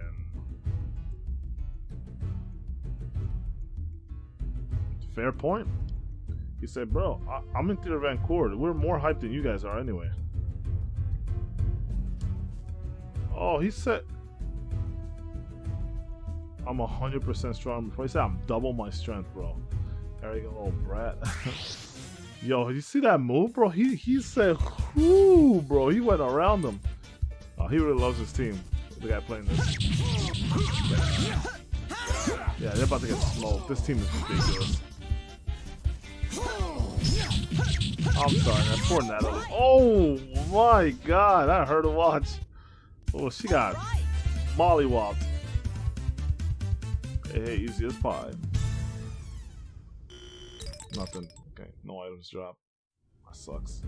I always like when they drop berries or something. Yep.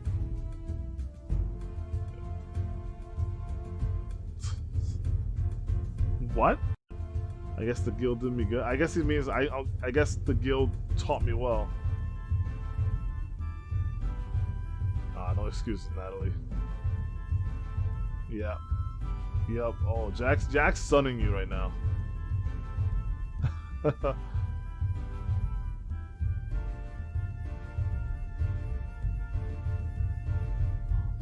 We help me embrace it, man. You a whole pack right now, Natalie and Leonard. Yeah, this is still going on. Oh, I want to see all of this.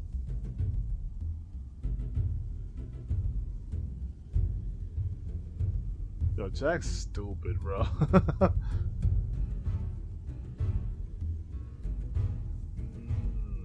So let's break some of that pride, yeah? What? Oh, she blushed there. I just saw that. I was like, her cheeks get more pink. Oh, Natalie, don't do that. She's like, I know she's stalling so that Leonard or whoever, no, for other knights to come in. It's like, I'm not feeling that, yo. Try a little harder. Damn, he is sudden her for real. Gonna kill you. That's amazing. About time. Stalling. After him. I love it. Oh, he gets cornered here. But I know the... Wait, this is in a different place. Huh? Time out. This is not for Valencia. Why are we in like...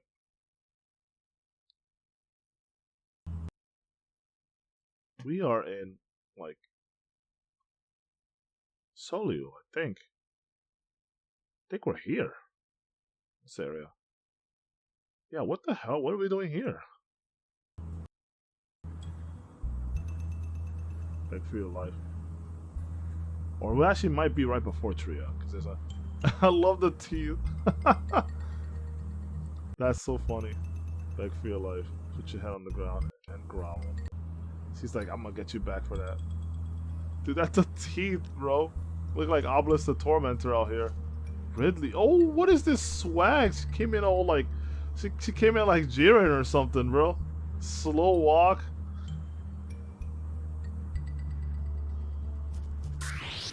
Oh, yo, they flew at him quick. Damn, son. Okay, so you get a new party here.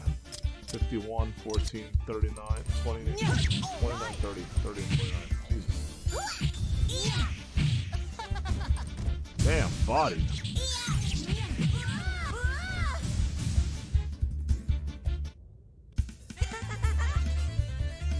Ew.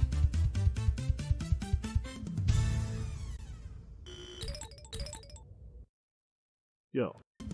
Soft lock again? So you cannot do fights in this one. Alright. Trying to see. Why is Shin so weak? Right, he's like one of the guards along with Fan. Fan's definitely stronger. And then you have Ro. Okay. Are you telling me that Fan is like not a chick? Fan is like a dude? According to the Lord, like you're not supposed, like they don't have any like what do you call it? They don't have any of the like male light elves or something like that. Also, I just noticed this. Isn't this a different portrait for Jack? Oh, what's he wearing? Oh, he's wearing a divine coat? Nah, that's a divine coat in the arbitrator. Okay, I didn't even pay attention to that aspect. Yeah, I've just seen his portrait. I don't see that one very often, or if ever, so I don't really recognize it too well. Yeah, that's the only thing I don't like about the arbitrator is these stupid like loop cuff like shorts. I think they look stupid. The whole outfit looks sick. It's just those shorts look terrible. They shouldn't even be shorts.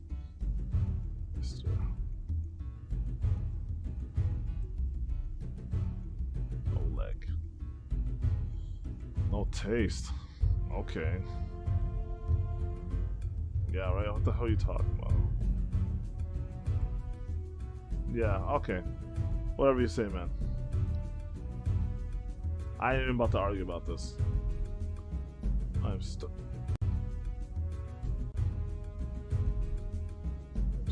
I don't know why I read that as starving. I'm so used to seeing typos in this, and now I'm just starting to make them up. Oh, Parsec, what up?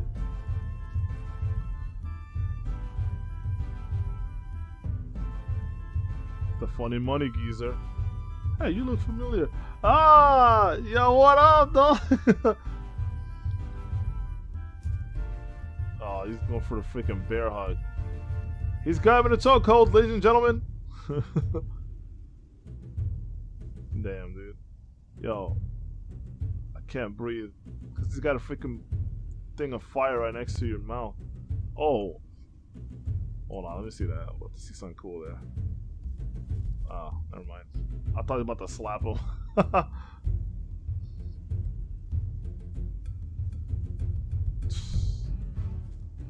Oh, woof. Yeah, give him the Hajime no Ippo. Yeah, let's go.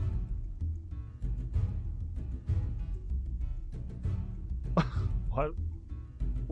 He saw finishing off with one of these? What the fuck?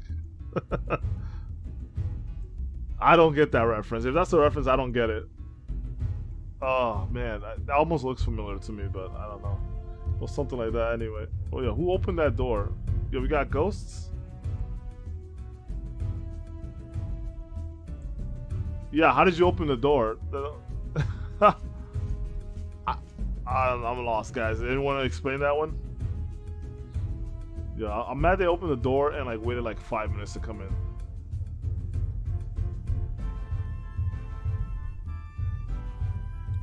Oh.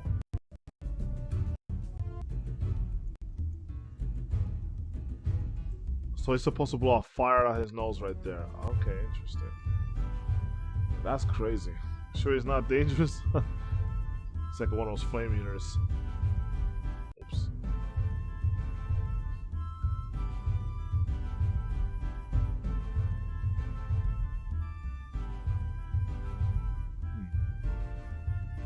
dumbass Jack said that. Be careful who you make friends with. Oh, chill out there, Parsec. My man having too much flattery right now. Funny money, geezer. Dragon. Listen, that Weezer is a dragon, bro. And he is rough. Bro, he said, Jack, hold your tongue. It's okay. Jack and I are buddies. He's like, you two have met? And he's like, yeah, so anyway, Zane, is there a quick place we can talk? Yeah, I love it. Ah, man. Yes, this way. What? Okay, I thought what he said, a quiet place to talk, I thought he meant like, let's talk in private, you know? Not like, let's have some people listening in. Okay, let's see what happens here.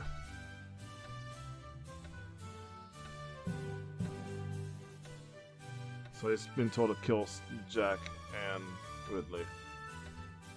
Oh, capture. Okay. Ooh. Okay, so this is not Dark Larks then. I'm calling them Dark Larks. Okay, cool. So he wants system to capture.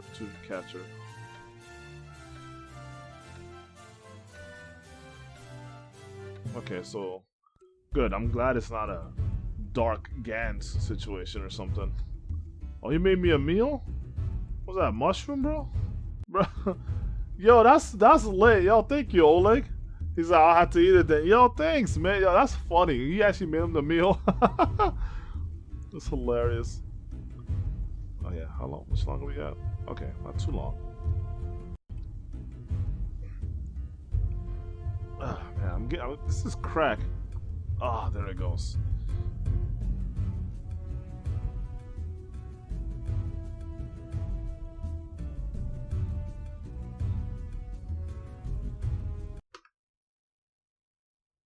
Every thousand or million.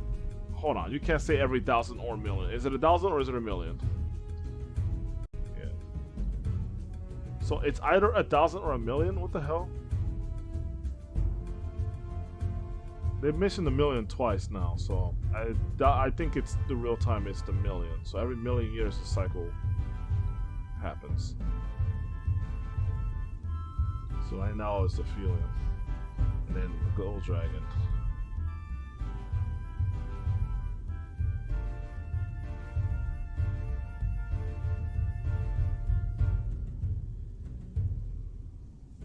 So that's interesting to me because that tells me that Aphelion has lived with humans for 1,000,000 years, right? And he's been able to understand humans and see them come up, right?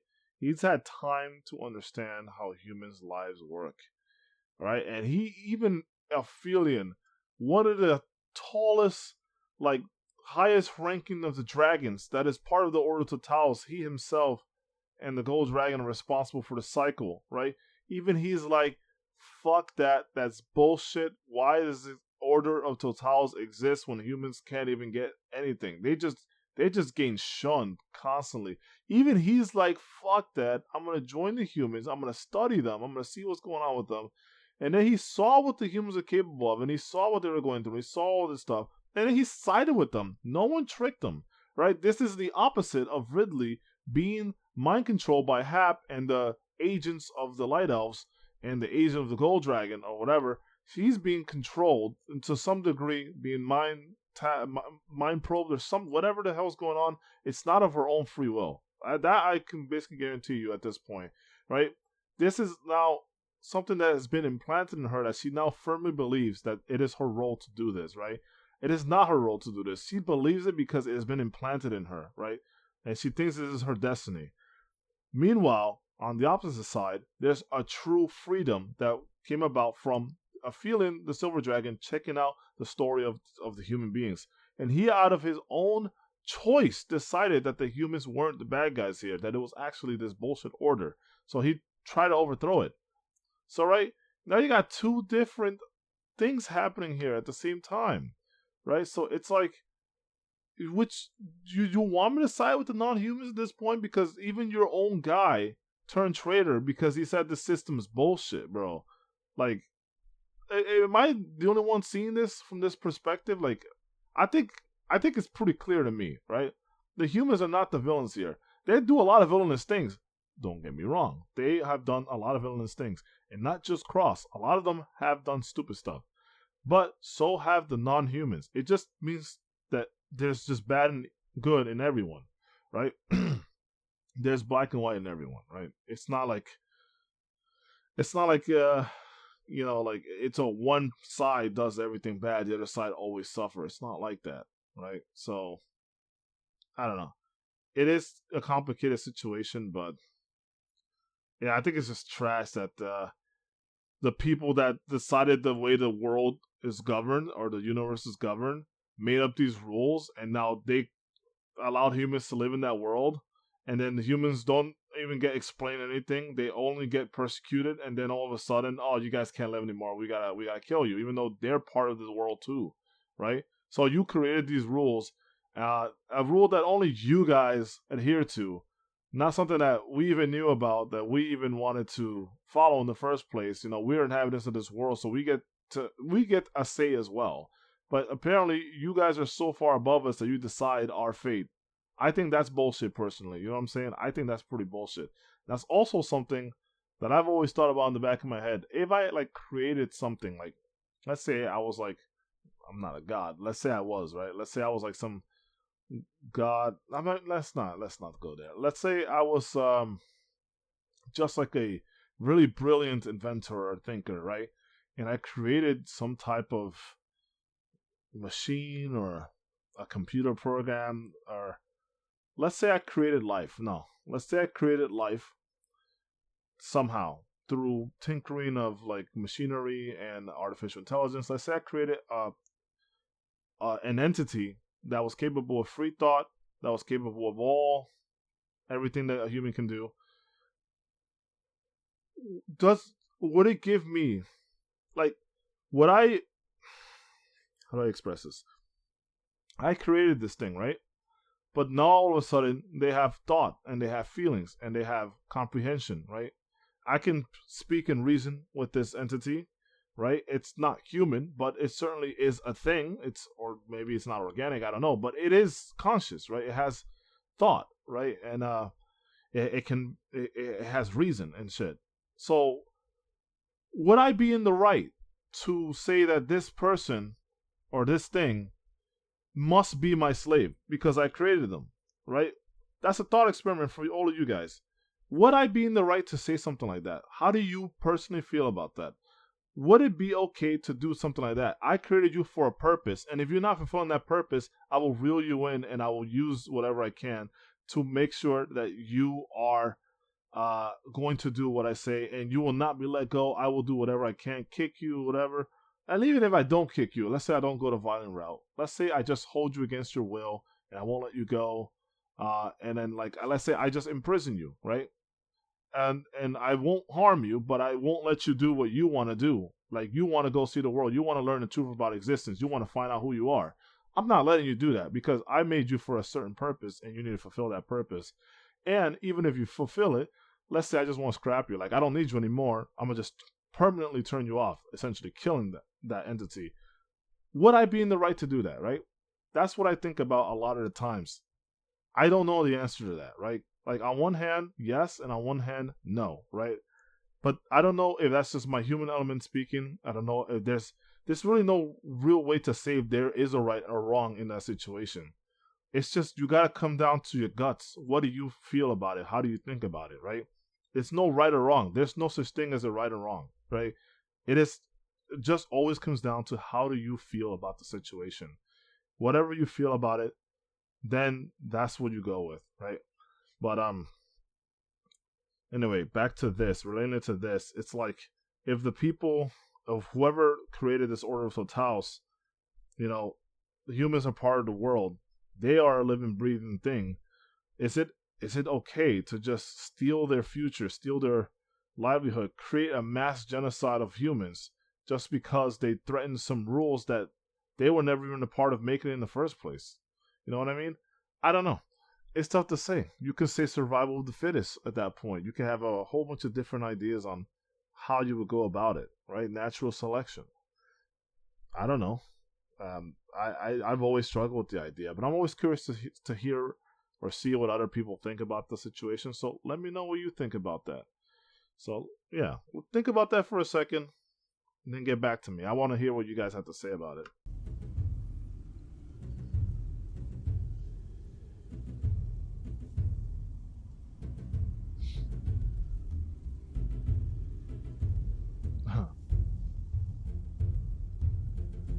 He got a little taste of what it's like to be human, and he's like, "Yeah, I like this politics shit." Siding with humans. It's hard to say if he's siding with humans or he just does not want to do his job anymore. He just hates non-humans.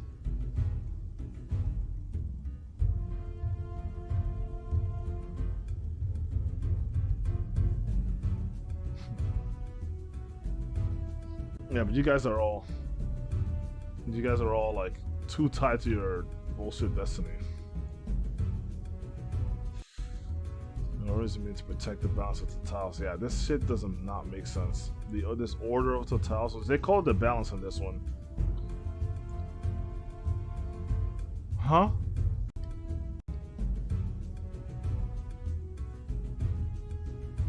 Oh, this wasn't the line. Just trying our best not to let Pinta die away.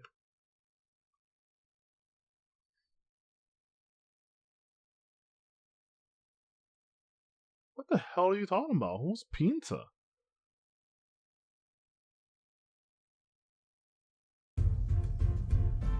Oh. Oh! Holy cow! The name of our Earth in this world is called Pinta. Oh! They mentioned several times of the Earth. Pinta, I don't know. That's awesome.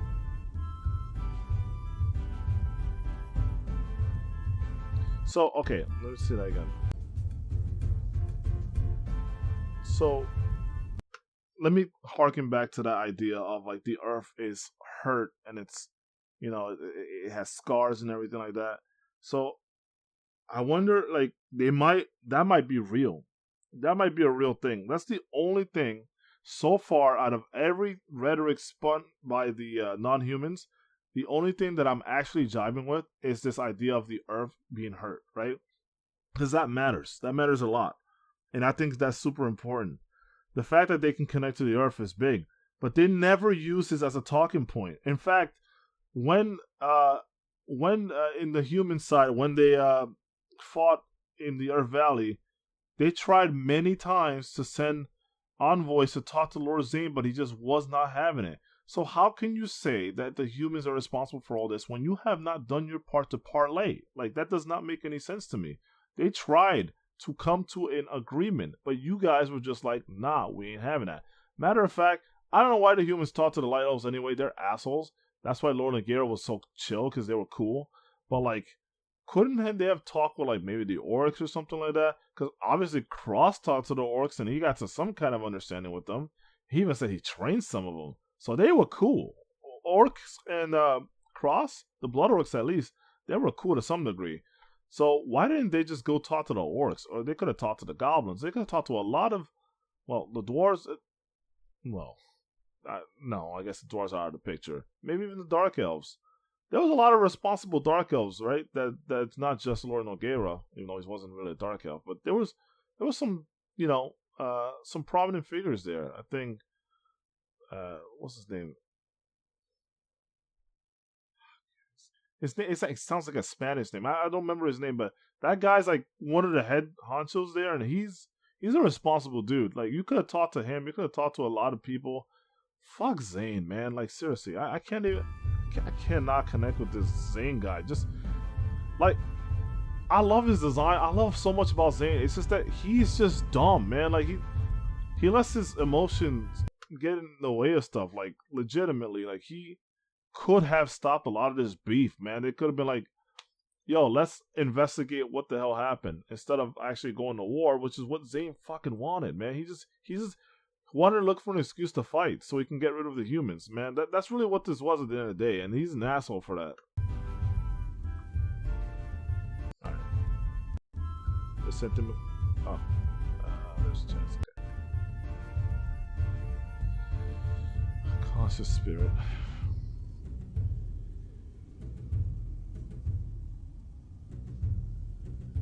I think he mentioned this in Non-Human Path as well.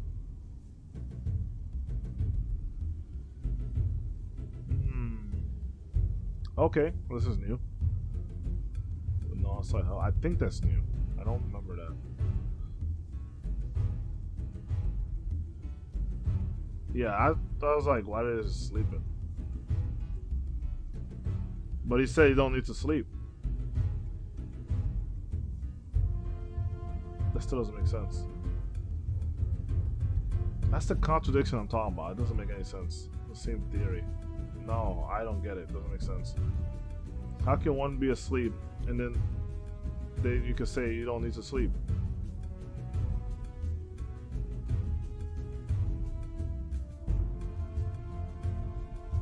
I don't like this perspective. We're looking at beehives, a pair of walnuts. Oops.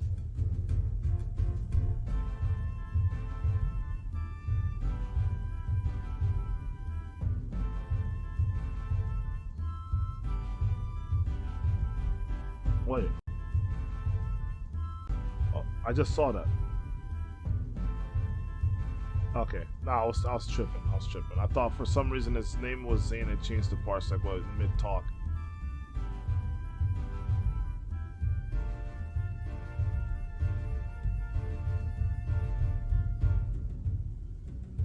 That's true.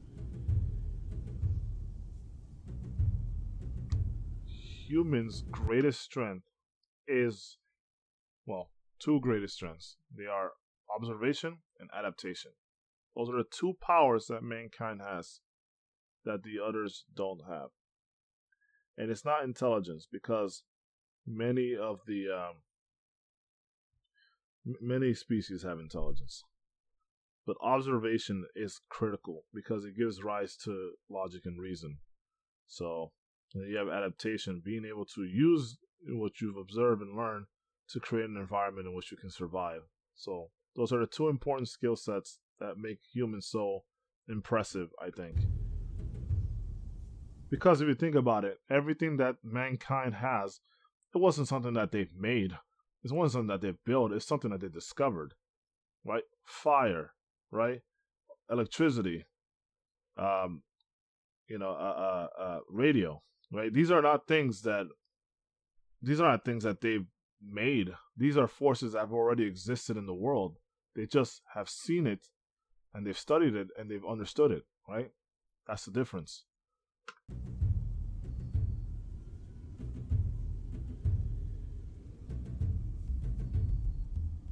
Oh.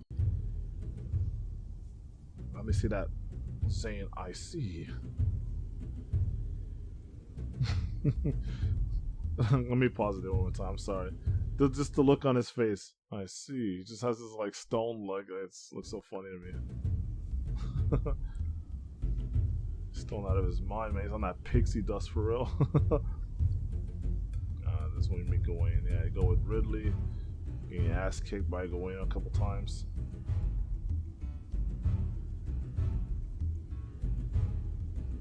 Until you beat him.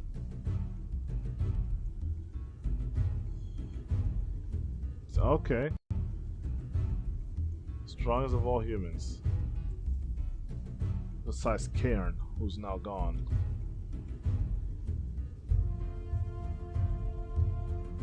What should I do?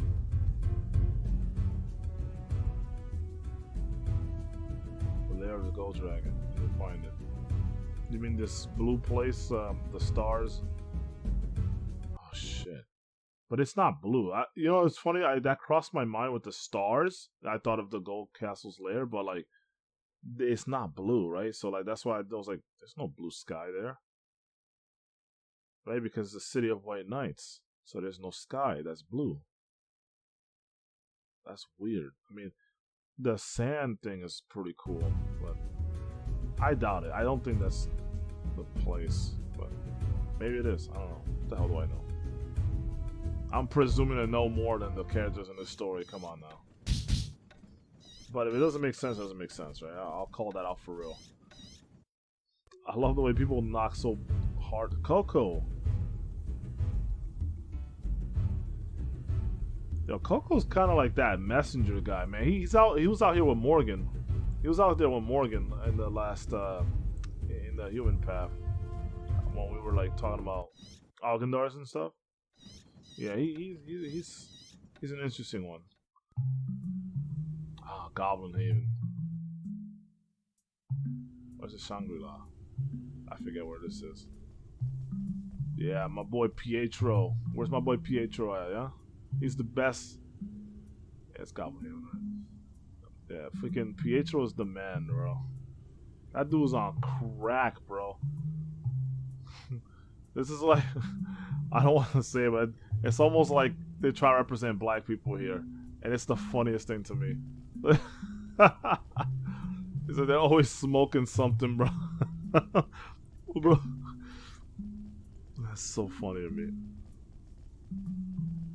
Obviously they're not trying to say it like that, but what do you mean? He's out here smoking a blunt with these guys. Yo, he's on that crack, he's on that smack.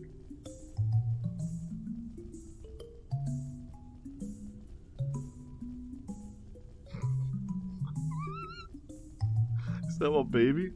Yo, you look more of a baby than me, Coco, I'll tell you that. Oops, that's the last part. Yeah. Yeah, Coco's wild, man. Oh, yo, what's cooking? Yo, that was crazy. Yeah, I almost was like, yo, what? I love how Jack's just standing this guy. He's like, bro, I'm not impressed.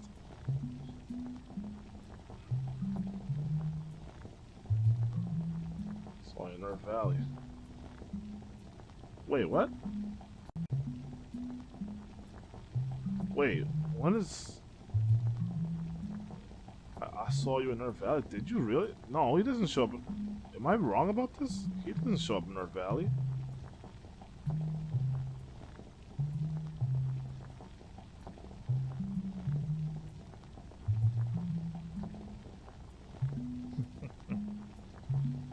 What twisted fate.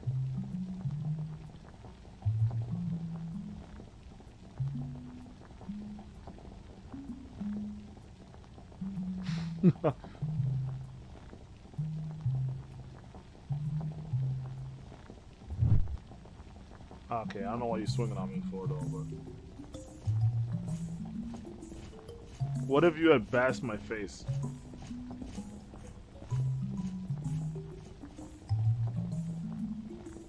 I hate when people do this. I really hate when people do that. It's like, you could have killed me.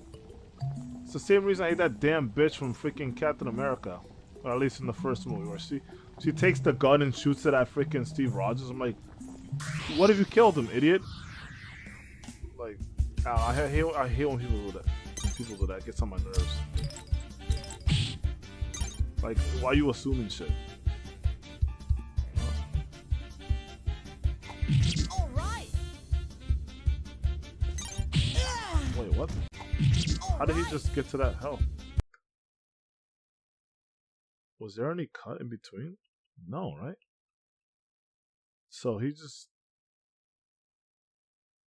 did that. He just used like a hack or something? All right. Yeah, I think he just like used a hack to lower his HP because he's like, I'm not gonna beat him. He wasn't gonna do the same thing he did with the Gold Dragon where he just like waited it out.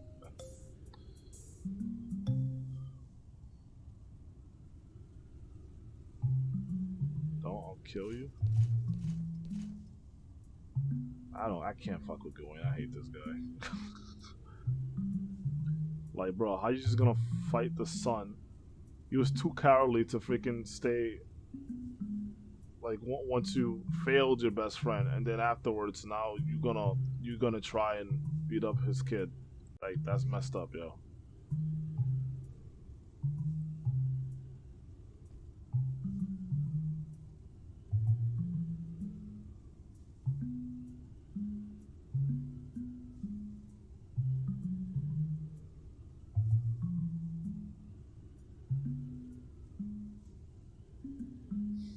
What?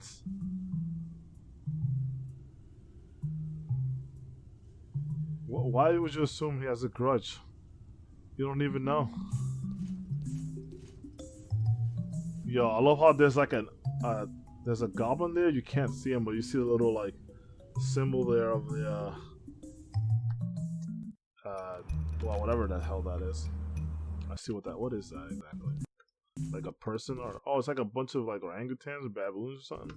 I don't know, but it's funny. I never actually saw it up close. That's cool. Oh, we're actually almost done here. We got like 30 minutes or so. 20 minutes. Alright. There's a lot more of these random ass nights that we don't normally see. What the hell? This is not the fort. This is not Fort Halencia, dog. Am I tripping? This is not Fort Halencia. Bruh, nah, that's not Fort Halencia. Don't look nothing like it. A slime ball. Where'd he run off to? Alright, He's like, I'll kill him when there's a liar now. Oh, there he goes. Yo, my boy Pietro. There he is, yo.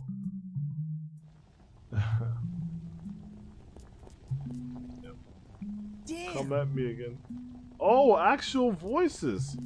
The first time I heard it. Damn. One more time. Damn. Damn. I'll fight you as many times as you want. And you actually beat him in this round. And then he actually falls. My man still got to heal. He's gonna multi. Alright. Oh, no, he's just gonna win automatically. Alright. Not even worth my time, he said. He said I'm not even gonna fight out because it ain't even worth my time. Yep. Regular story. Okay, so I assume the regular non-human portion of it. Interesting. And then up until you get here, then. What's Coco crying? You got bitch smacked? I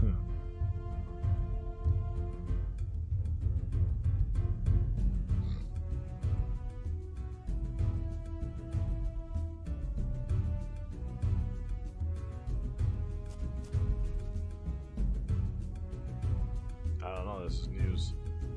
This is news to me. I've never seen this.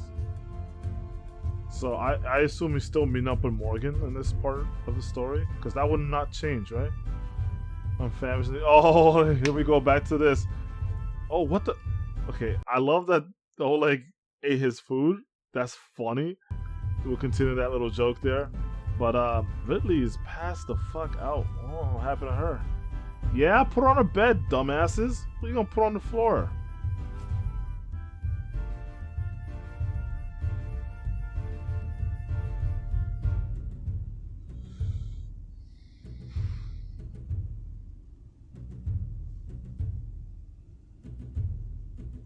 Yeah, I know Zane doesn't give a crap about her. He does not give a crap about her. He was only cared about the vessel. What was that? This way, alright, to call.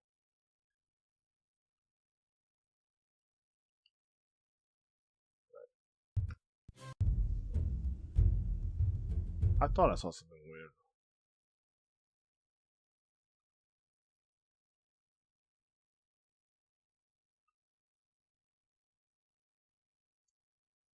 Am I tripping? I'm tripping. I thought I saw something. Never mind. Oh, I didn't know. It must have been just a trick of my vision or something. This freaking scene with this music.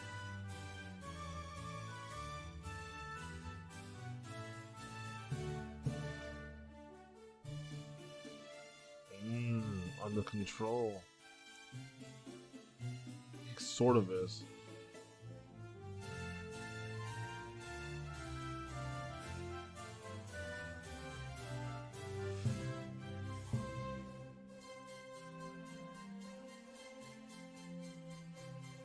This seems basically consistent throughout.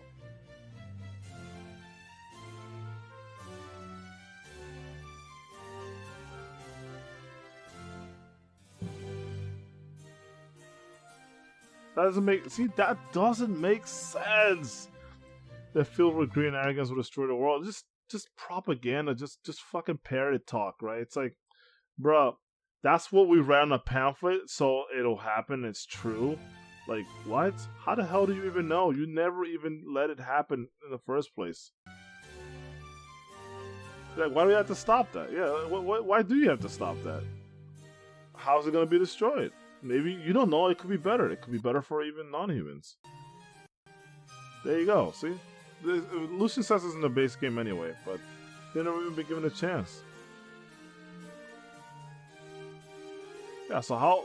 That's the perfect argument. How would you know what would happen if you never even saw it? Right? It's perfect because if you have a sample size of information, then you can say, oh, this will happen because prior experience says that they have done this and this will lead to that, right? But that isn't the case here, right? This is not like, oh, in the past, humans have destroyed the world, and thus, because of this, we cannot let them reach this peak of civilization, otherwise the world's doomed, right? Nothing like that has ever happened, so you can't just be like, oh, they will do so because the prophecy says. So what if, for example, the prophecy said, oh, a bunch of, I don't know, if killer whales, well, the prophecy was to actually, like, the prophecy is killer whales will take over the world because they will all spit water at the same time, and then the natural elevation of water raises by 20%, and so all the lands will be submerged by the giant cascading waters, right? And like now the whales will take over the world. Like, what if?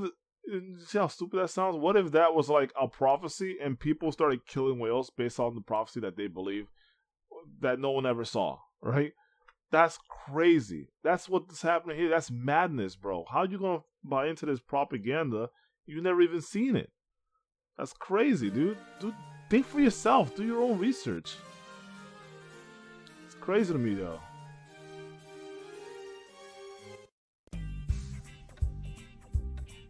How is she?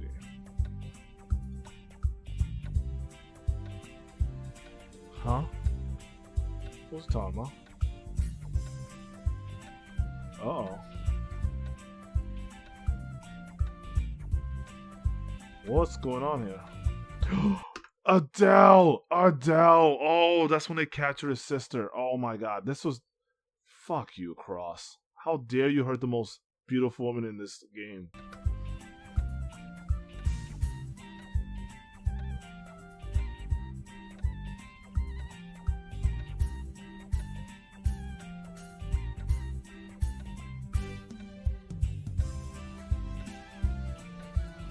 You don't know how angry I was when I saw the scene of her tortured and beat up. That for me is like, that's crossing the line. Get it? Oh, this poor chick. What she said? That's like a boombox. That's weird. A boombox is playing music. That seems kind of inappropriate for what's going on here. It's not even like radio or nothing. It's just like booming some like nice, I don't know, like pop or I don't know, some little hip hop or something. High fever. Feels like it's on fire.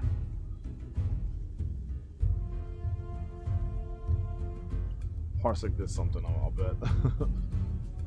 Probably breathed fire with his nose or something. Knocked her ass out.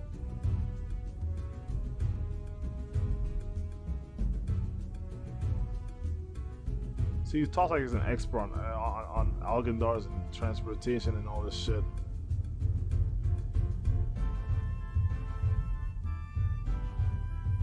Who's bound? She will die like the human woman was bound. I guess bound or whatever. Was bound to the Elf King. I wonder how he knows the story. Maybe he, in this transportation of like different souls, maybe he carries memories of that instance happening or something. I don't know, but definitely we know that the Elf King died as well. He died of Algendar, so his soul's no longer existing. Yeah, so the woman died. Yeah, if anything, I think that proves even more that Algendar's was not as a result of the humans because that's not something the humans would bring. Otherwise, why would she die? That's something that the freaking elven component of things brought, right? And so because of that, she was killed because her body couldn't handle whatever the hell the elves have as a magical thing. Ridley's neither elf nor human. I thought you guys said that she was half elf, half human. My goodness. See, Zane's just talking shit. No, they said she was elf and human. They're half breed. In every race, there are half breeds. They have a lot of vitality and a little purity. What? No, they aren't. No, they fucking aren't. What? I'm just trying to not believe anything Zane says at this point because we have never heard this before in the game, and that's amazing if that's the case. Where are these half breeds? I don't see them, right? And why is it only that the Light Elf and human in particular created a new race, right? Why is it that it's not in the other races? And also, that's kind of bullshit. So you're telling me that elf can like breed with like an orc? I keep bringing up the orc example, but like you tell me that you can breed like those two, or like a goblin and a dwarf, right? Like, you know, can you do that? And that's allowed, and that doesn't break the order. But a human getting involved, that all of a sudden breaks the order, dude. This order is stupid. Oh my god, I can't believe how much hatred I have for this damn thing. The late elf king and a human woman underwent a transplantation. Call it whatever you want, they fucked, right? So this is how the dark elf race was born. Okay, now you give me mixed signals here. Did they fuck or did they do a transplantation? Because that makes no sense. I thought they had love and made a child. And that was the birth of the dark elf race. Now you're telling me they only had a transplantation, or maybe both happened. Well, what the fuck? He's saying that they did not bump, right? They didn't do that, and he said it was a transplantation. That's how they were born. That makes no sense to me. Oh, God, I'm so confused. We can have great vitality, capable of many things, even us, the Light Elves could not. However, having lived in the hills for a long period of time, they lost their human consciousness.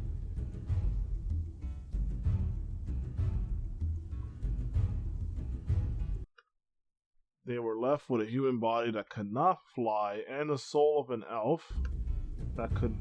Okay, soul of an elf. So you're telling me that everything was actually all good even after that happened for a while. And they still had the gall to blame humans for this, right? So everything was actually posh, right? For a good, hot, quick minute. And so now you're telling me that they wanted to do that again. So they did what was already considered taboo, knowing that it actually was a cause of a big concern back in the day. And so Noguera knew that and did that. And then Zane's now taking advantage of the girl who was transpiritationized. I don't even know how you would say that, but like now he's taking advantage of that. So now you're like worse than anything because you're blaming humans for that. You already know about this power or this whatever, and you're letting it happen. You're taking advantage of the situation. You're still causing all kinds of ruckus for humans, bro. What? This is ridiculous, man. This guy's full of shit. Yeah, can we all agree on that? This guy's full of shit. It's too pure to be a half-breed. She may become the chosen one. So, fucking hell.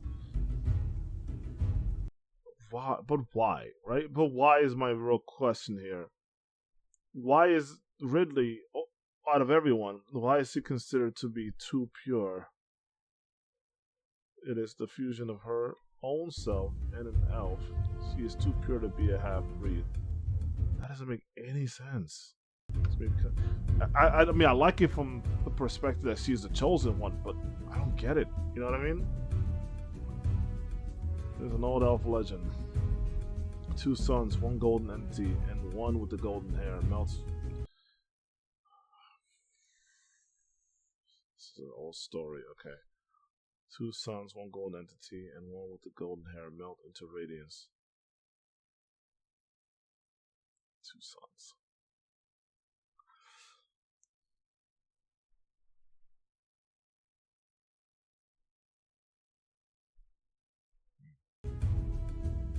Oh, two radiance. Well, Ridley's blonde. That's funny. Yeah. But this melt into radiance thing. It's just so small right there. Okay.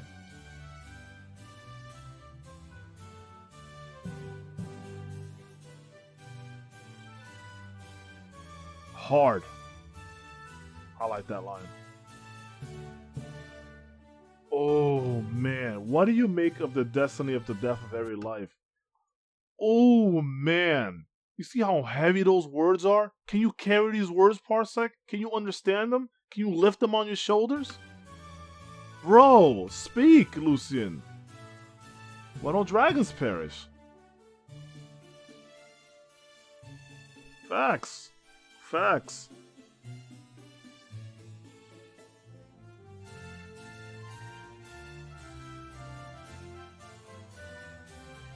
Yeah, right? They're not threatened at all. What a funny story. It is not fair to the humans. They received the short end of the stick. Facts, and then y'all still want to beef. Why must humans abide by their destiny? Right? You guys ain't doing that.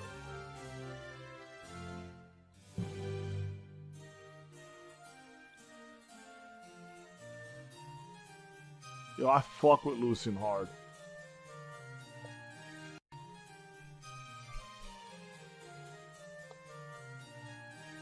Yeah, Parsec like just doesn't understand. It's like, what the hell kind of nonsense are you talking about? It's like, bro, do you not see how fucked up that is? How stupid you're being? Like, they just don't care, man.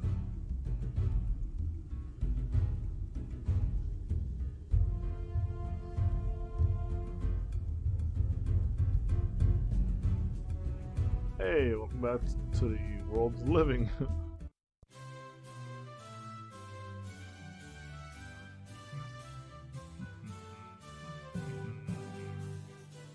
A dragon.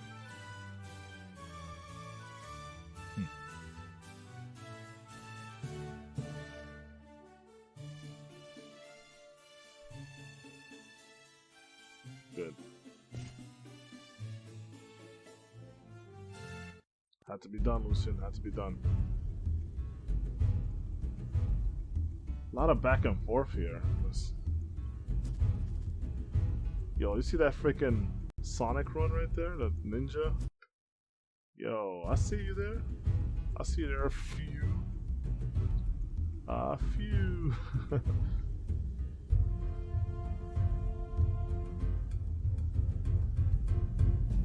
Oh, what?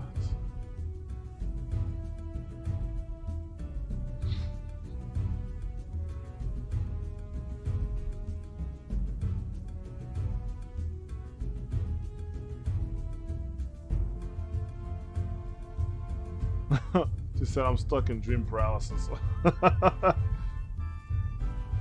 He said I ain't doing it. Love it.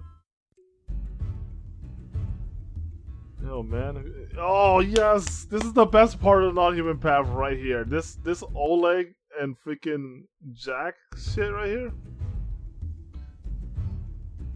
Some sirloin? Oh, let's go, fam. Sit down and wait. Okay, I will wait. This for sirloin, I'll do that. Oh no, here comes this fucker right here. Jack Ridley's looking for. She wants to come to Zane's room. Man, space out your stuff, yeah. Give me a break. I'm starving, bro. This man hasn't eaten since the start of this fucking conversation. This since the start. She's out eat your meal for you. Since the start of this fucking non-human path like journey, he has not eaten at all. Yeah, I know. I'm actually getting hungry too. I actually gotta eat something right now. Someone open that chest, man.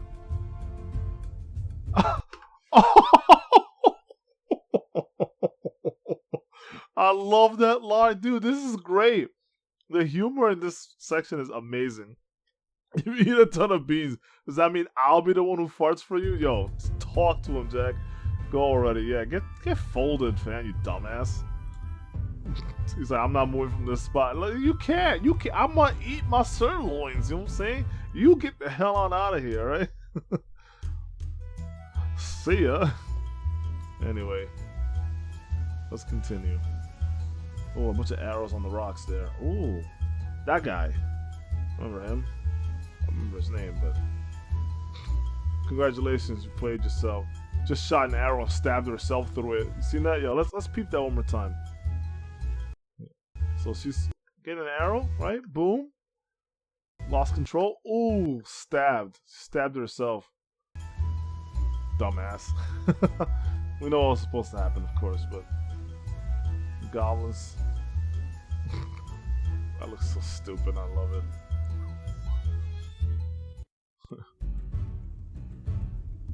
Yo, my man walking like a zombie. Yo, get this man some sirloin, bro. Yo, like, what's good with you, man? Give me some food.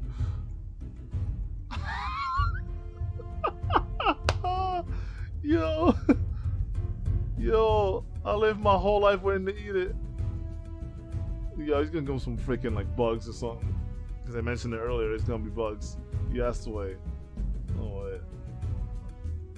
Oh man, it's gonna be some bullshit. I can't wait. Yes, sir. I've never seen yes, sir with a U. Interesting. So, Coco, you saying that the golden entity is the gold dragon? Golden entity.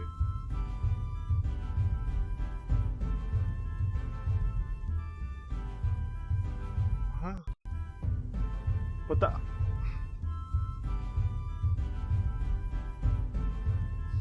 So, I don't know. That sounds stupid. Okay. The reason I think this is stupid is because how did the gold dragon cycle before in the past? If let's say the last transportation, and let's for the sake of argument, was 1 million years ago with the elf king of old and the human lady, right? Let's say this happened and the transportation happened between the two, created a dark elf, but she died, so she's not the vessel. How would the vessel have come about? How would the gold dragon take its place? Is this the reason why it takes forever for the cycle to actually commence? Because you need a transportation for it to happen? I don't really understand the world here because, like, you're telling me that the gold dragon needs a vessel to show up, otherwise he sleeps. And so when he awakens is when the other ones sleep. And that is the design. Even though they've already said in the last video, the last part, that we watched the video, they said both can exist at the same time, kind of like what's happening here. So it's not that one needs to sleep and the other is awake. It's that one has to do its task while the other one cannot do its task. That's what they refer to when they're saying sleep and awake. Because it doesn't make any sense. That when they say sleep and awake, the context that I'm understanding it in is that they're talking about the only the silver dragon can make actions occur, and the gold dragon cannot, unless you have special circumstances like a vessel shows up, which can now override the gold dragon and silver dragon policies. Right? That's how I take it. So if the silver dragon is currently on duty, and you need some kind of catalyst for the gold dragon to actually override it, and that, what I imagine, is what the cycle is. I don't even think that they go about on a day and night cycle. It's complete horseshit, right? Because if that were the case, this would have switched already. But they don't. He needs a vessel. The gold dragon needs a vessel to switch. And that's the only way that the silver dragon's out. Because the silver dragon's been here for like mad long, right? So I think that's what Zane is trying to do. Zane's like, I need a gold dragon to show up. Man, that is crazy. I understand finally. I get it now. I get it. Zane's plot here is to bring about the gold dragon.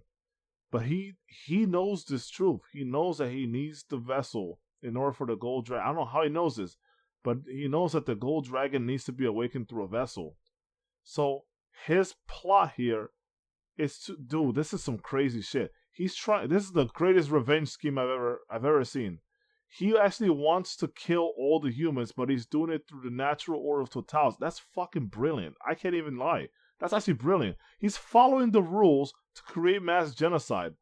That's insane. He's taking a loophole of the rule set and he's actually using it to his advantage to further his agenda in violence. That's ridiculous, bro.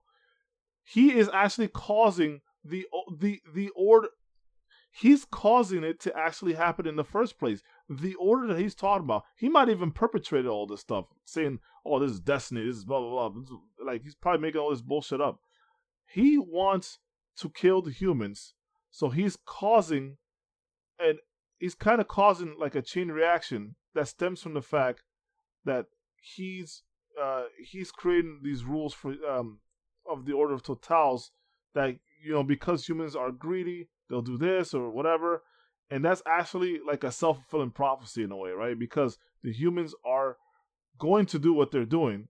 They've been around for a while. They all know how humans are, and they don't give a shit about it. They know how they are, and they crafted a plan to make sure that the humans are going to do what they're doing, and it fits into the scheme of how they want to, you know, bring about that destruction. And so with that, the humans, like, that's crazy though. Wait, the only thing that breaks this theory is Cross, because Cross sent that shit. He sent the orcs in the first place.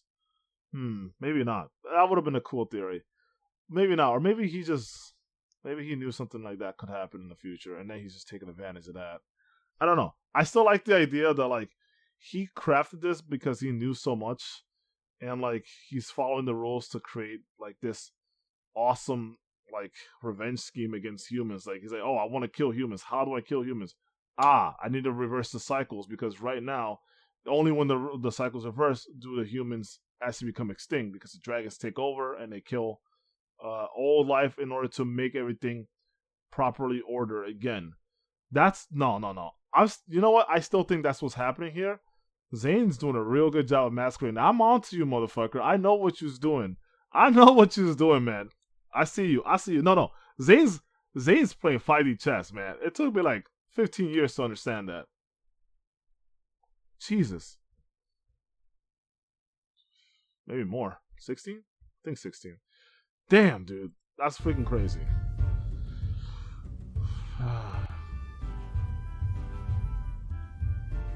There's so many thoughts I have still. I'm not going to end it there, because I'm going to think about that some more. I'm going to refine that theory.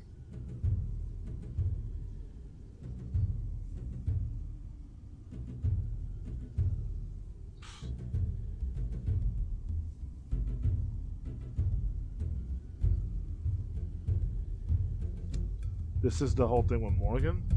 He said, don't tell. Hold on. Okay, I gotta revise that. This is the Morgan thing. He said, who told you? He said not to tell her who's from. Alright, I gotta read this again. Alright, we're gonna break this part down again, because the golden entity is the gold dragon. So somehow Morgan told all this shit. I don't know how the fuck she knows that. Golden entity. It's the vessel. It's the golden entity is the gold dragon. I've never heard of the golden entity. This is the first that they brought this up. So I don't know who this is. I mean, I mean, it seems like common sense to me, but they've never brought this up before, so I don't know. So okay, this explains how Zane came up with that like idea, like, oh, you cannot become the vessel. But no, he already knew about that and was already part of that. I don't know, but this kind of breaks. No, because in the original game, he was already about this idea before even this scene. So they're trying to say that Coco would have met up with Morgan. Morgan would have given that information. He fed it to them, and that's how they came up with the idea to become the vessel for the Gold Dragon. But that was already the plan from before. I'm pretty sure. I'm gonna revise. I'm gonna go and review the plot. I'm gonna go see, but that could be really interesting. That Morgan was the one who actually fed the idea. This is crazy. Nah. This needs to be studied for sure.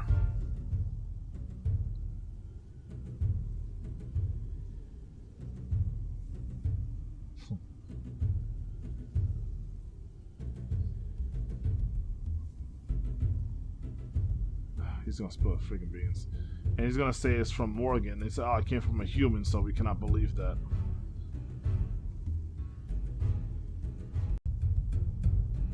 Zane's an asshole, dude.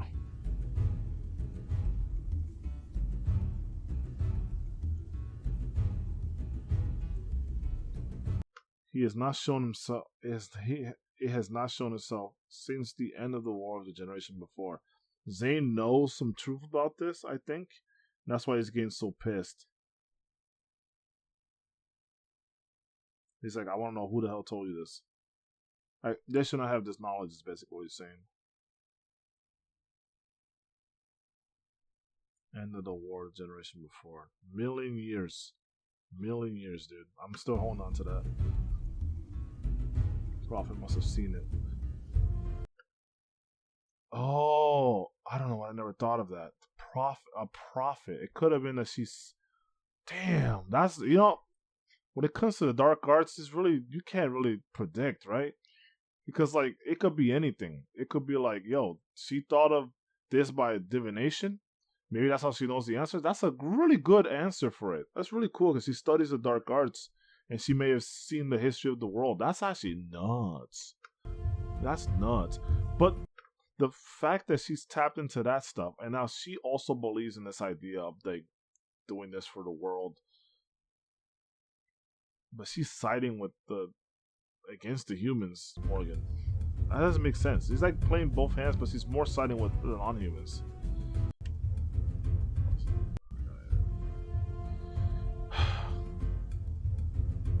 Oh, it's not written down. The sources are reliable. Prophecy is words of God.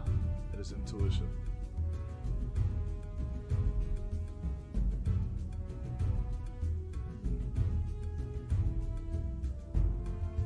How would you know?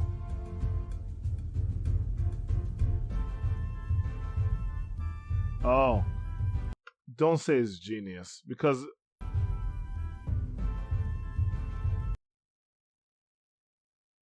really you're very intelligent. I didn't even piece that together. Yeah, that makes so much sense.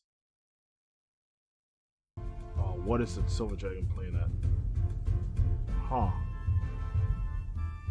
Okay. Yeah, I was wrong about that then. Pinta about the last. What? What the Earth was talking to you? What the hell? About the last days of the previous Radiata? Dude, this story goes crazy. There's so much more to this. Damn, dude. No, okay. I may have liked the human side more, but this non-human side gave us a lot of nice lore. Like, I'm not even gonna lie about that. I'm not from the cap. I heard from Pinta about the last days of the previous Radiata.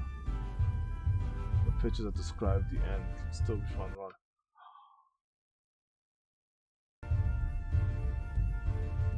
They were drawn by the Silver Dragon. Oh, man, this is nuts. I think he was still a human when he drew the pictures. Damn. This is awesome. Now I know what this is all about. Tell me, Ridley. Tell me more. Damn, Ridley's like, she knows so much in this mode. What the hell? Oh man, this is great to see. Is this the blue sky and the million stars that you were thinking of, Ridley, when you saw the world? Yo, you're going through the cloud? Okay, so that thing with the paper on the bed was not my imagination then. This is like a thing with the background and foregrounds of the... What the... Whose feet are those, bro? It's not Ridley, is it? Oh. Happened much earlier than I thought it would. I have to command the air brigade. What the hell, air brigades? What do you mean air brigades? Oh, you got cracked. You're not going nowhere. Ooh. Kill. Man, you sound tapped. That those pair of legs over there? That's Jack? Yeah. Jack, what are you doing? I don't know. Soft lock? Hard lock, man. Damn, that was nuts. Oh, yeah. Oh, I just realized her hair is down. I'm slow, man. I'm sorry. I'm not paying attention to characters. I'm more paying attention to the overall plot and stuff. Man, dude. A lot of soft locks on this version, that's for sure. I think we only had like one in the human path, and it was towards the end. Okay. They keep thinking that's like for Halencia, right? This is actually not for Halencia. This is like that Solio village or whatever the hell. Yeah, no, I'm convinced now. This is definitely not for Halencia for sure. I love when you can see the moon when it's like still bright outside or light outside. You can't sneak up on her, man. I hear footsteps. God, bro, that's not gonna work. Oh, give me some of this. Walk with me. I keep thinking that Maximum Impact song. Huh? What did I just see there? I saw for like a brief second. Oh, it's Larks. Ooh.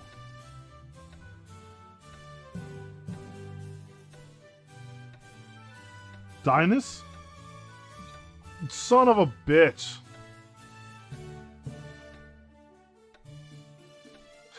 Yeah, he betrays him here. You know, his Dominus is Dinus.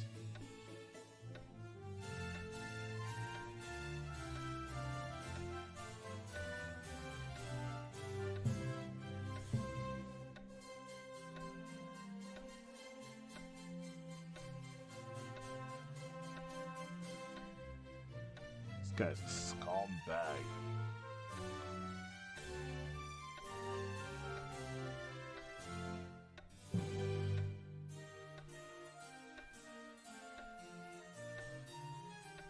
Don't. If Larks agrees to this, you're a dumbass, Larks. We'll risk our lives, so you're gonna risk another soldier. And Cross can fight. Say what you will about him, but he is a strong fighter. He's a dumbass. Sir! Oh.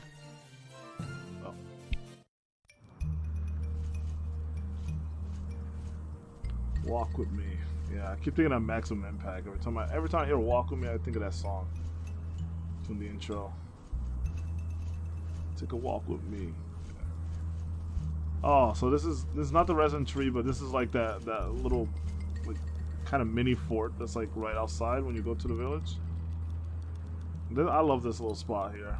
So that's the importance of this area, huh? I always wonder. That end, of course, it leads down to the path of Spider at some point, I think. Or, no, at least to the mines, I think.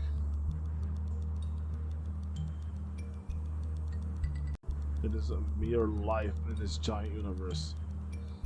How much has he seen? About us. What about us?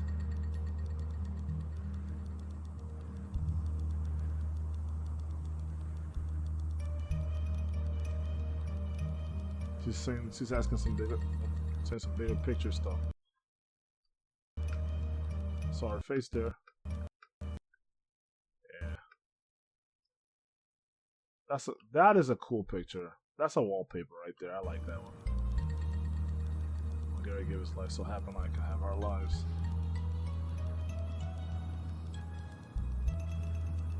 Maybe Lord Noguera was actually plotting, you know what I'm saying? Why would you give your life up for that, right?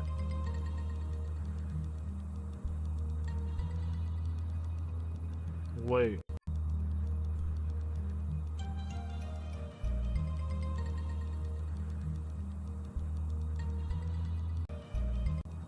I can't understand this. They want to shine for Lucian who sold his soul. What the hell is she talking about here? She wants to shine for Lucian. What? She usually talks about the gold dragon. No. I don't understand.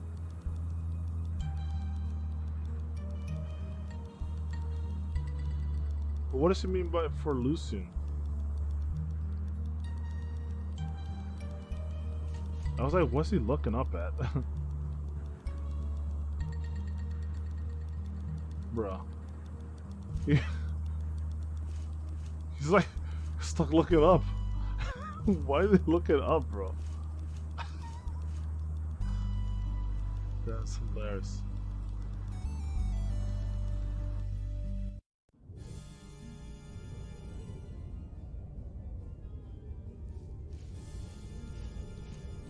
That's crazy.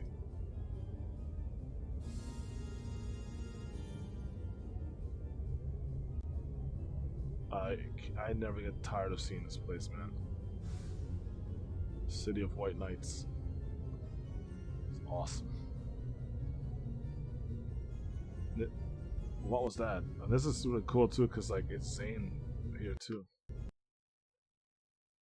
Oh, I caught it on the frame. Wow, I'm nice. I caught it on the frame. I like literally paused. That's awesome. Here, why?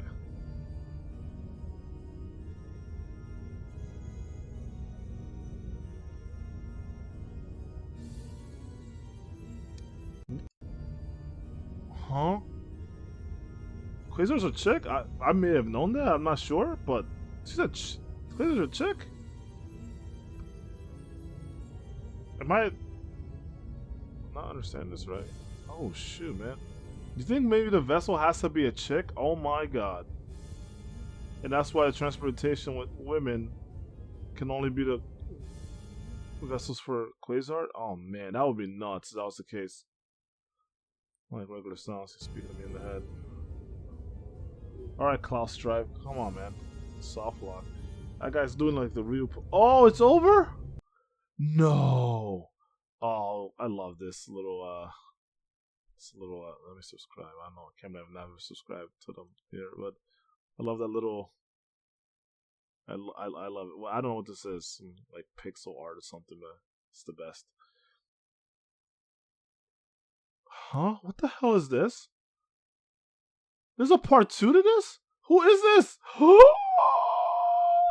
There's more? Oh my god. Hold on a minute. Deleted scenes? Unfortunately, this is where the non-human path ends. This is supposed to show Ridley something, the gold dragon. I can't see because that's in the way. I'll be able to see this afterwards. I will take a screenshot of this and that's crazy. The gold dragon, but the human path ends to soft lock a lot. Yeah, the non-human path. Yeah. Yeah, I'm gonna take a look at this. First of all, congratulations, we got through that, ladies and gents. What is this? What is this? What is this?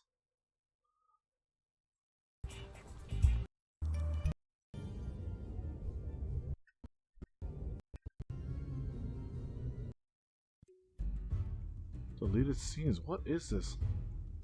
I mean, you have to feed me. Good time, kid. That's some great. Okay, so we've seen some of that. Oh, we will have to do this next time. That looks crazy. Is there a human version of this? Bro, that is nutters. Oh my god, there's more? I am glad there's more because I don't know who the hell that entity was. Is that the Elf King, like, chick? Bro, how could there be so much in the game that they had and never showed us? That's mind-boggling, man. I'm blown away. I'm blown away, and oh my god, dude, that is so good. Listen, man, I gotta end it here though because it has been a minute, and I've been doing this for 3 hours and 22 minutes. Nah, bro, I gotta cut this, man. I'm sorry, ladies and gentlemen.